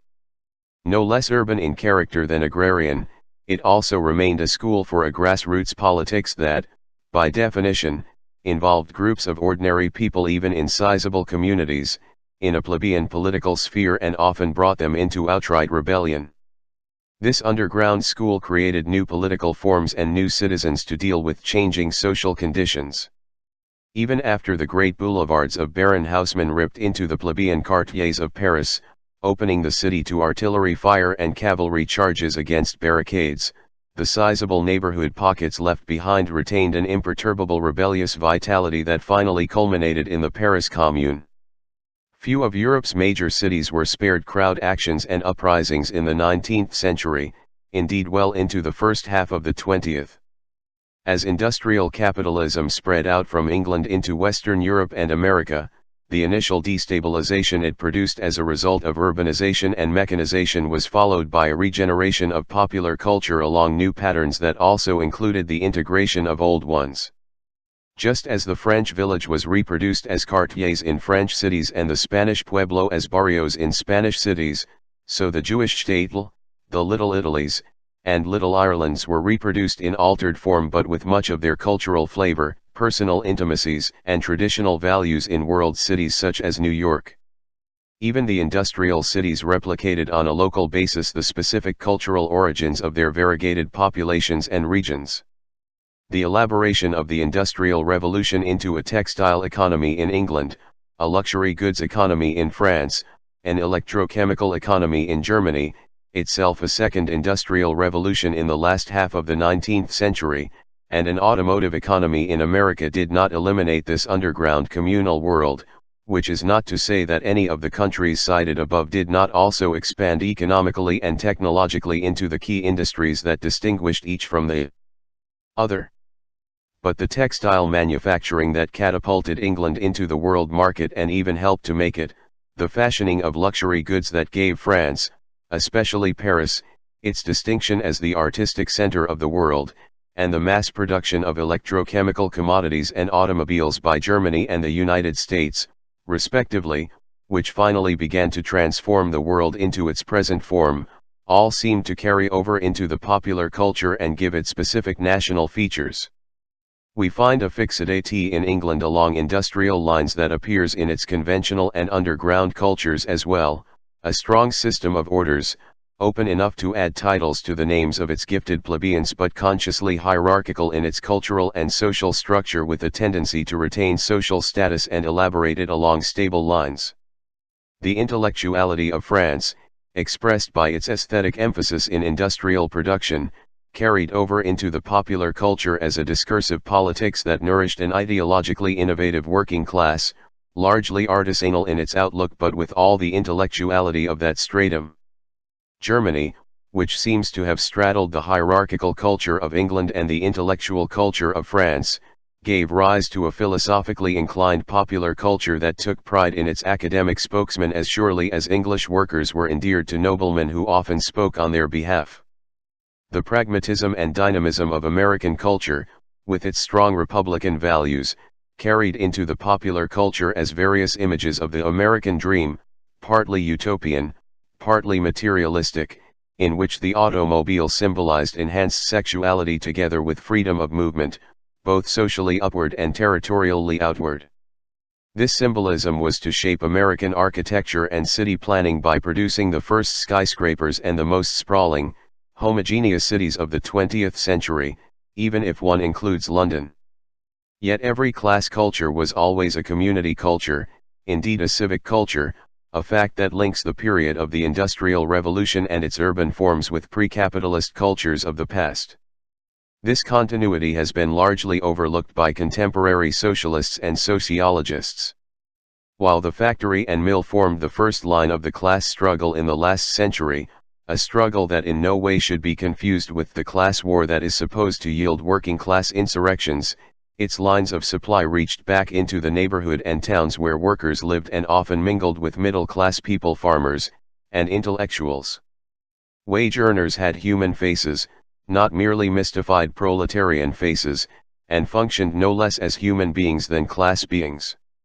Accordingly, they were fathers and mothers, brothers and sisters, sons and daughters, citizens and neighbors, not only factory hands. Their concerns included issues such as war and peace, environmental dislocation, educational opportunities, the beauty of their surroundings as well as its ugliness, and in times of international conflict, a heavy dose of jingoism and nationalism, indeed a vast host of problems and concerns that were broadly human, not only class-oriented and rooted in wages and working conditions. This communal dimension of the industrial era is of tremendous importance in understanding how class conflicts often spilled over beyond economic issues into broadly social, even utopian, concerns. Indeed, as long as the market did not dissolve the communal dimension of industrialism, there was a richly fecund, highly diversified, cooperative, and innovative domain of social and political life to which the proletariat could retreat after working hours, a domain that retained a vital continuity with pre-capitalist life ways and values. This partly municipal, partly domestic domain formed a strong countervailing force to the impact of an industrial economy and the nation-state. Here, workers mingled with a great variety of individuals, particularly artisans, intellectuals, and farmers who brought their produce into the towns. In a purely human fashion that revealed all the facets of their personalities, they developed a sense of shared, active citizenship. This communal or municipal citizenship kept political life alive even in highly centralized and bureaucratized nation-states. It would be difficult to understand not only the radical uprisings of the 19th century but also the 20th, particularly the series of urban and agrarian uprisings that culminated in the Spanish Civil War, without keeping this communal dimension of the class struggle clearly in mind. Every class movement from the late 18th to the early 20th centuries was also a civic movement, a product of neighborhood, town, and village consociation, not only the factory, farm, and office. It was not until a technology developed that could make deep, perhaps decisive, inroads into this underground municipal domain that politics and citizenship were faced with the total commodification of society, the supremacy of statecraft, and the subversion of the city's ecological diversity and creativity. The older generation of our time is still too close to the present and the younger too far from the past to realize the extent to which communal, pre-capitalist cultural traditions permeated the first half of the 20th century. Nor do we fully realize how rapidly these traditions are being simplified and the extent to which they are disappearing in the second half of the century, largely as a result of sweeping technological and cultural developments that occurred during the Second World War and its aftermath. Science systematically applied to techniques has only recently revealed the deepest secrets of matter and life with nucleonics and bioengineering. We are just making contact with the possibilities opened by cybernetics, space travel, and communication systems for public surveillance, not to speak of mass mind-bending with techniques that will make conventional advertising methods seem childish and means of detection that will make fingerprints seem primitive. The psychological implications of these chilling advances are as significant as their cultural and institutional ones. The military armamentorium they have produced is as disempowering to the individual as it is frightening to the public. The result is that the ego itself tends to become passive, disembodied, and introverted in the face of a technological and bureaucratic gigantism unprecedented, indeed unimaginable in earlier human history. Public life, already buffeted by techniques for engineering public consent, tends to dissolve into private life, a form of mere survivalism that can easily take highly sinister forms. Citizenship, in turn, tends to retreat into an increasingly trivialized egoism in which banal conversation and venal pursuits replace searching discourse and rebellious demands. Even more than ordinary individuals, the people of mind and art who formed for ages the troubled conscience of past societies and were deeply engaged in public life as the principal catalysts for achieving the good society, in short, those socially involved thinkers whom the Russians of the last century called the intelligentsia, retreat into the confines of the academy and are transformed into mere intellectuals. Research tends to replace creative speculation, libraries tend to replace the cafes that nourished a Diderot, classrooms replace the squares that brought a Desmoulins to the surface of public life, the academic conference and its journals replace the clubs and presses that provided the public forum for a Thomas Paine. Industrial capitalism in the 19th century created a market economy in which production and exchange still formed a layer of social life, not a substitute for society. The cash nexus that Marx and Engels regarded as the core of the new economy in the Communist Manifesto, culturally as well as commercially, was evidence more of their foresight than a description of the actual conditions of their times. Important barriers stood between the penetration of the cash nexus created by the factory and by commerce into the community, and domestic life, where the oppressed in all their different forms and even the agrarian squirearchy seethed with hatred of the new economy. The Speen-Hamland Law, which English country squires passed in the 1790s to provide the material means for keeping the rural population out of the emerging factory system, reveals the stronghold pre-capitalist patronal traditions had on a society in the very midst of the Industrial Revolution. These traditions persisted in England well into the 20th century, long after the Speen-Hamland Law was repealed, often in highly overcompensatory forms that exaggerated the smallest status distinctions within the aristocracy, middle classes, and even the working class, hence the multi-class nature of English society long after industrial capitalism had settled into the island. One can extend these social barriers to every country of Europe, however much they differed in form and from one region of the same country to another. Even Republican America fell victim to an appetite for titles, as Henry James so clearly perceived, and to internal status distinctions, native-born versus immigrant, Yankee versus everyone else, Gentile versus Jew, and, above all, white versus black. A feudalistic mentality with its patronal condescension resisted the cash nexus that Marx and Engels, like many others, imputed to the culture of their day. What is unique about the post-World War II era, now unfolding 4 decades after the war's end, is that the market economy to which industrial capitalism gave a firm and dominant productive base is turning into a market society. The cash nexus has become an all-embracing commodity nexus in which consumption, not only production, has become an end in itself. Objects now mediate nearly all the social relationships that once had a living and creative flesh and blood character. Popular culture, which meant the disdained culture produced from below by the people, has now become pop culture, the synthetic culture generated from above by the mass manufacture of books, sounds, pictures, movies, radio shows, and, above all, television goodies, from news to situation comedies, soap operas, and even serialized novels that transfix millions of viewers to their tubes. Human relationships are increasingly defined in terms of material things and expressed in a commercial vernacular, be it marriage as an investment, child rearing as a job, life as a balance sheet, ideals as things one buys, and community as a business. The notion that towns and cities should be managed by entrepreneurs as though the civic bond has no dimensions to it other than its efficiency in coordinating services and its capacity for generating revenues permeates the language not only of bankers, merchants, politicians, and retailers but even liberal and, most tellingly, socialist public officials. Social life, so conceived and lived in the form of marriage, child rearing, education, friendship, conviviality, entertainment, culture, and values, reveals a degree of commodity penetration and commercialism unprecedented even in the halcyon days of free trade and capitalist production. Which is not to say that the period following the Second World War did not have its preludes in the pre-war era. Technologically, The radio and particularly the cinema had a strong grip on popular culture throughout the 20s and 30s. The automobile and the vast economy created were already part of American life well before the outbreak of the war. Mercifully, the Great Depression of the 1930s froze this development for a decade, and the war aborted it for an added 5 years while the world reverted to the barbarism of organized slaughter and urban demolition. The assembly line was a portent of what was soon to come, as was the increasing wedding of science to technology, which the war put on a thoroughly systematic basis, but there was much that these pre-war preludes to the post-war era left untouched.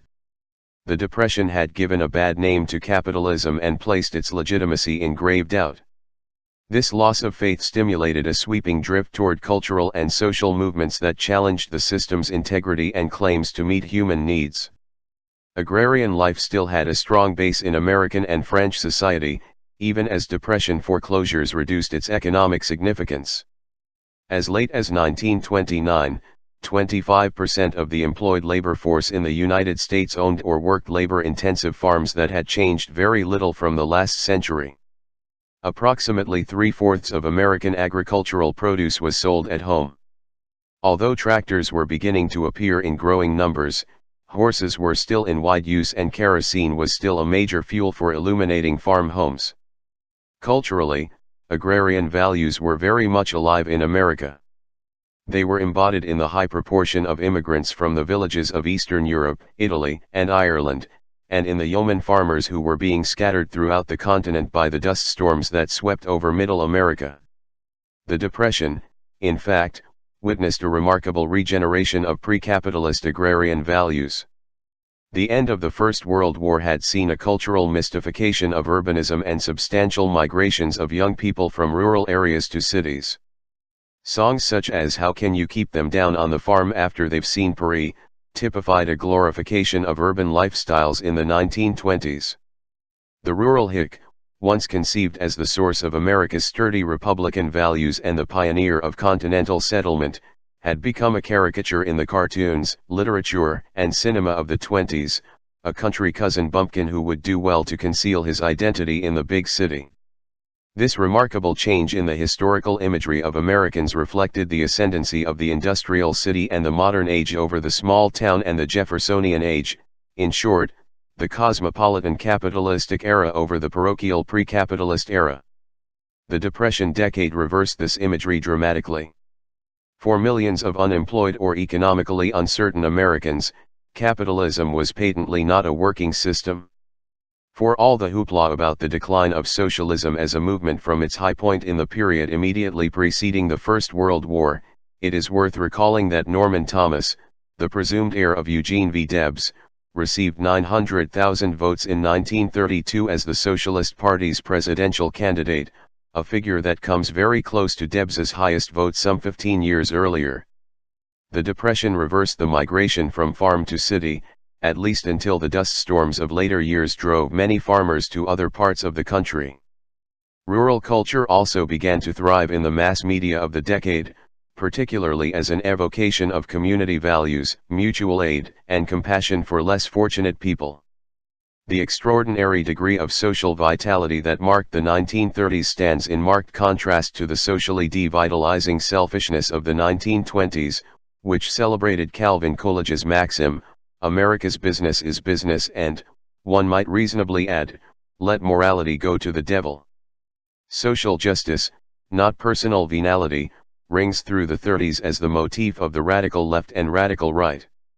Indeed, for much of the political spectrum, the business ethic was relegated to damnation together with the values of the 20s, which to many Americans had brought on the crises of the 30s. Characteristically, the cinematic foppery of the 20s and early 30s began to give way to movies that focused on such themes as poverty, unionism, justice, and the pristine values of agrarian lifeways. Even where capitalists are shown in a benign light, such as in The Devil and Miss Jones, businessmen were seen as converts to the new humanitarianism and the high sense of public responsibility that marked the decade. Others, like Mr. Deeds Goes to Town and Grapes of Wrath, unabashedly lauded pre-capitalist rural values and vilified the rich, hypostatizing the face-to-face simplicity and high moral sense of the small town. The rural community was set ethically against the spiritual poverty and cynicism of the city. A cultural populism swept over America after 1935 that has no parallel with any time before the 1890s, one that gave to community, public service, political idealism, and social justice a premium that makes the decade unique in 20th century American history. To a leftist of the 1930s, it seemed that industrial capitalism had reached its economic, social, and cultural limits, that from an ascending society, it had begun to descend historically, just as feudalism did centuries earlier. The Depression held on doggedly up to the Second World War. Indeed, in the judgment of some economists, the closing years of the 30s appeared to be drifting into a new economic crisis comparable to or worse than the one that had darkened the decade's opening years. Technological advance, saddled by the inertial weight of an increasingly monopolistic economy, seemed to have come to a virtual end. The monographs of the temporary National Economic Committee of the late 30s, established to assess the growth and effects of business concentration in the United States, were filled with citations of technological stagnation, indeed the suppression of technical innovations that made for higher productivity and lower prices. That these innovations, seen as a source of economic instability and oligarchic control, had been generally arrested was cited by the literature of the time as evidence of a decline of capitalism itself and as proof of the Marxian thesis that bourgeois social relations stood in a historical contradiction to the mode of production. Capitalism, it was argued by liberals and leftists alike, was incapable of furthering the productive forces of society and could no longer play a historically progressive role. Yet there were also harbingers of significant tendencies counteractive to the radical analyses that marked the decade. Rural electrification was to basically alter the traditional agrarian life ways that the Depression decade celebrated. It brought the radio into the home and exposed a socially pristine population to the mass media. The spate of public works that marked the Roosevelt era opened roads into the remaining hinterlands of the continent, and the automobile culture improved existing roads for engine-powered vehicles. The great federal highway system of a later generation was to give the coup de grace to regional isolation and network the entire country with a remarkable road system that all but obliterated centuries-old cultural variations and customs. Distance and time were being overcome by the internal combustion engine, whether by rail, road, or air. Finally, the need for state intervention into a failing free enterprise economy vastly strengthened the nation-state and enlarged its bureaucratic apparatus. Rural life, however much it was celebrated culturally, was being locked into urban life, and the city increasingly placed in a position subordinate to the nation-state. Business, too, was becoming concentrated and centralized. By 1929, nearly half of American industrial wealth was controlled by 200 large corporations, and by 1932, despite the ravages of the Depression, or perhaps because of them, 600 corporations controlled nearly two-thirds of the country's industrial economy. Politically and economically, power was to concentrate and centralize into fewer hands, linked together by an endless number of bureaus, bureaucrats, and shared interests that were to prepare the way for the techno-bureaucratic nation-state so characteristic of our own time. The Second World War, while holding the values of the 30s somewhat in place during the first half of the 40s, foisted another industrial revolution on Western society whose scope, as we are now beginning to see, rivals the shift of humanity from a hunting-gathering society to an agricultural one. By 1946, the technical basis had been created for a world that men and women of the 30s could never have anticipated. Electronics, nuclear power, giant strides in biochemical research, and the sophistication of rocket propulsion, not to speak of less visible but monumental advances in physics, chemistry, and biology that were to yield revolutionary applications of scientific knowledge to industry, were to totally change the economic landscape. Political change for total war had already given rise in Europe to a new phenomenon in the West, the totalitarian state, beside which royal absolutism seems in retrospect like a feeble thing. The population dislocations created by military mobilization as well as war refugees, followed by the expansion of migration of industry to the western United States, and the pouring of billions into European reconstruction, vastly transformed the urban landscape. Los Angeles, a small city in the 30s by present-day standards, became the paradigm for unlimited, unplanned, and sprawling urbanization with its individual enemy, and a predatory form of capitalistic enterprise that overshadowed the Roaring Twenties, with its naive imagery of personal greed and vice. The 50s introduced a more anonymous and faceless phenomenon, corporate greed and commercialized vice, the marketing of managerialism and suburban self-indulgence, material as well as sexual, as a new way of life and a new set of values. Cities were to lose not only their territorial form, they were to lose their cultural integrity and uniqueness. The man in the gray flannel suit, particularly as embodied in the sartorial conventions of Gregory Peck, became the avatar for the new managerial bureaucratism, despite the movie's tribute to suburban family life. Social justice, idealism, and agrarian values of community gave way to privatization, self-indulgence, and suburban cookouts. The desiderata of a corporate age, its synthetic and highly personalized culture, was a sanitized and socially vacuous world, held together not by the underground culture of past centuries but by an above-ground culture engineered by government and corporations.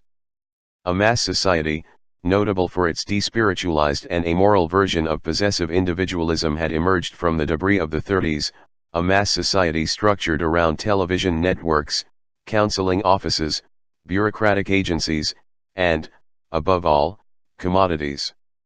The market society had begun to come into its own, destructuring the city, the domestic world, the psyche, and ultimately the natural world. Man, brought into collision with man in a highly competitive world mediated by commodities, was finally brought into collision with nature on a scale unprecedented in history. Urbanization may be taken as the symbol and the reality of this historic ecological disarray of the modern landscape, indeed this reversal of the evolutionary clock from organic to synthetic human and biotic relationships. Nor can this disarray be sorted out and pieced together on the summits of social life. Historically, the power of pre-industrial life ways to survive and preserve a moral sense of social life depended on the existence of an underground culture in towns, neighborhoods, and cities, even during the stormiest periods of nation-building, industrialization, and commodification, to countervail the power of the market and the official culture. They depended, in effect, upon the power of a popular culture to resist the elite culture and, in no small part, on the inability of the elite culture to successfully penetrate the popular one. The crisis of our time as expressed in the decline of political life and citizenship, of community and individuality in the classical sense of these concepts, stems from the invasion and colonization of culture's subterranean domain by a highly metastatic capitalistic techniques and its commodities. Objectified and fragmented, the social bond itself faces dissolution. What we call the grassroots of society is turning into straw, and its soil, the locality or municipality, is turning into sand. Whatever evidence of fertility and life these roots exhibit seems to be the result of toxic chemicals, mass media, bureaucratic sinews, and managerial controls. The nation-state and corporations seem to be pouring into its bedrock, just as agribusiness generates food out of the chemically saturated sponge we call soil today.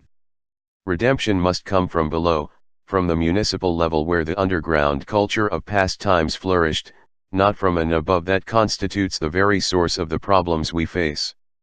The long march through the institutions, which 60s radicals such as Rudi Dutschke advocated in Germany and Herbert Marcuse evoked in America more than a decade ago, has demonstrated that it is the institutions that ultimately absorb modern rebels, not the rebels who capture the institutions. Urbanization, insofar as it still permits the city to retain any identity, alters not only its form but its function as a civilizing arena for humanity. The stranger who could once find a home in the city and a role in its political life as a citizen atavistically reverts to his or her status as an alien. Ghettoization moves hand in hand with urban sprawl, the dissolution of the self hand in hand with the city's dissolution. Bureaucracy fills the vacuum created by the absence of an active community life, notably the police officer who is the last custodian of order in disintegrating neighborhoods and the social worker who is the last custodian of order in domestic life. Critically viewed, the social ecology of urbanization is the compelling story of the destructuring of all social life from home to community, the erosion of heterogeneity, interaction, and civic creativity. The return of the stranger expresses the change from the lonely crowd, explored by David Reisman 3 decades ago in his book of same name, indeed, to the fearful crowd of today, a crowd in which everyone moves guardedly through the modern city with a sense of subdued dread toward surrounding people and unfamiliar neighborhoods. As urbanization spreads, so too does the state machinery needed to administer it. Whatever its form, the nation-state increasingly approximates a totalitarian state, and the privatized individual, riddled by egoism and fear, increasingly becomes more like one commodity among many rather than a consumer. Ultimately, society threatens to become as inorganic as an ecosystem that has been divested of its flora and fauna. When totalitarianism eventually does emerge, it is likely that the coherent self, so direly needed to resist it, will have undergone such erosion that it may well lack the psychological resources to recognize the danger, much less oppose it.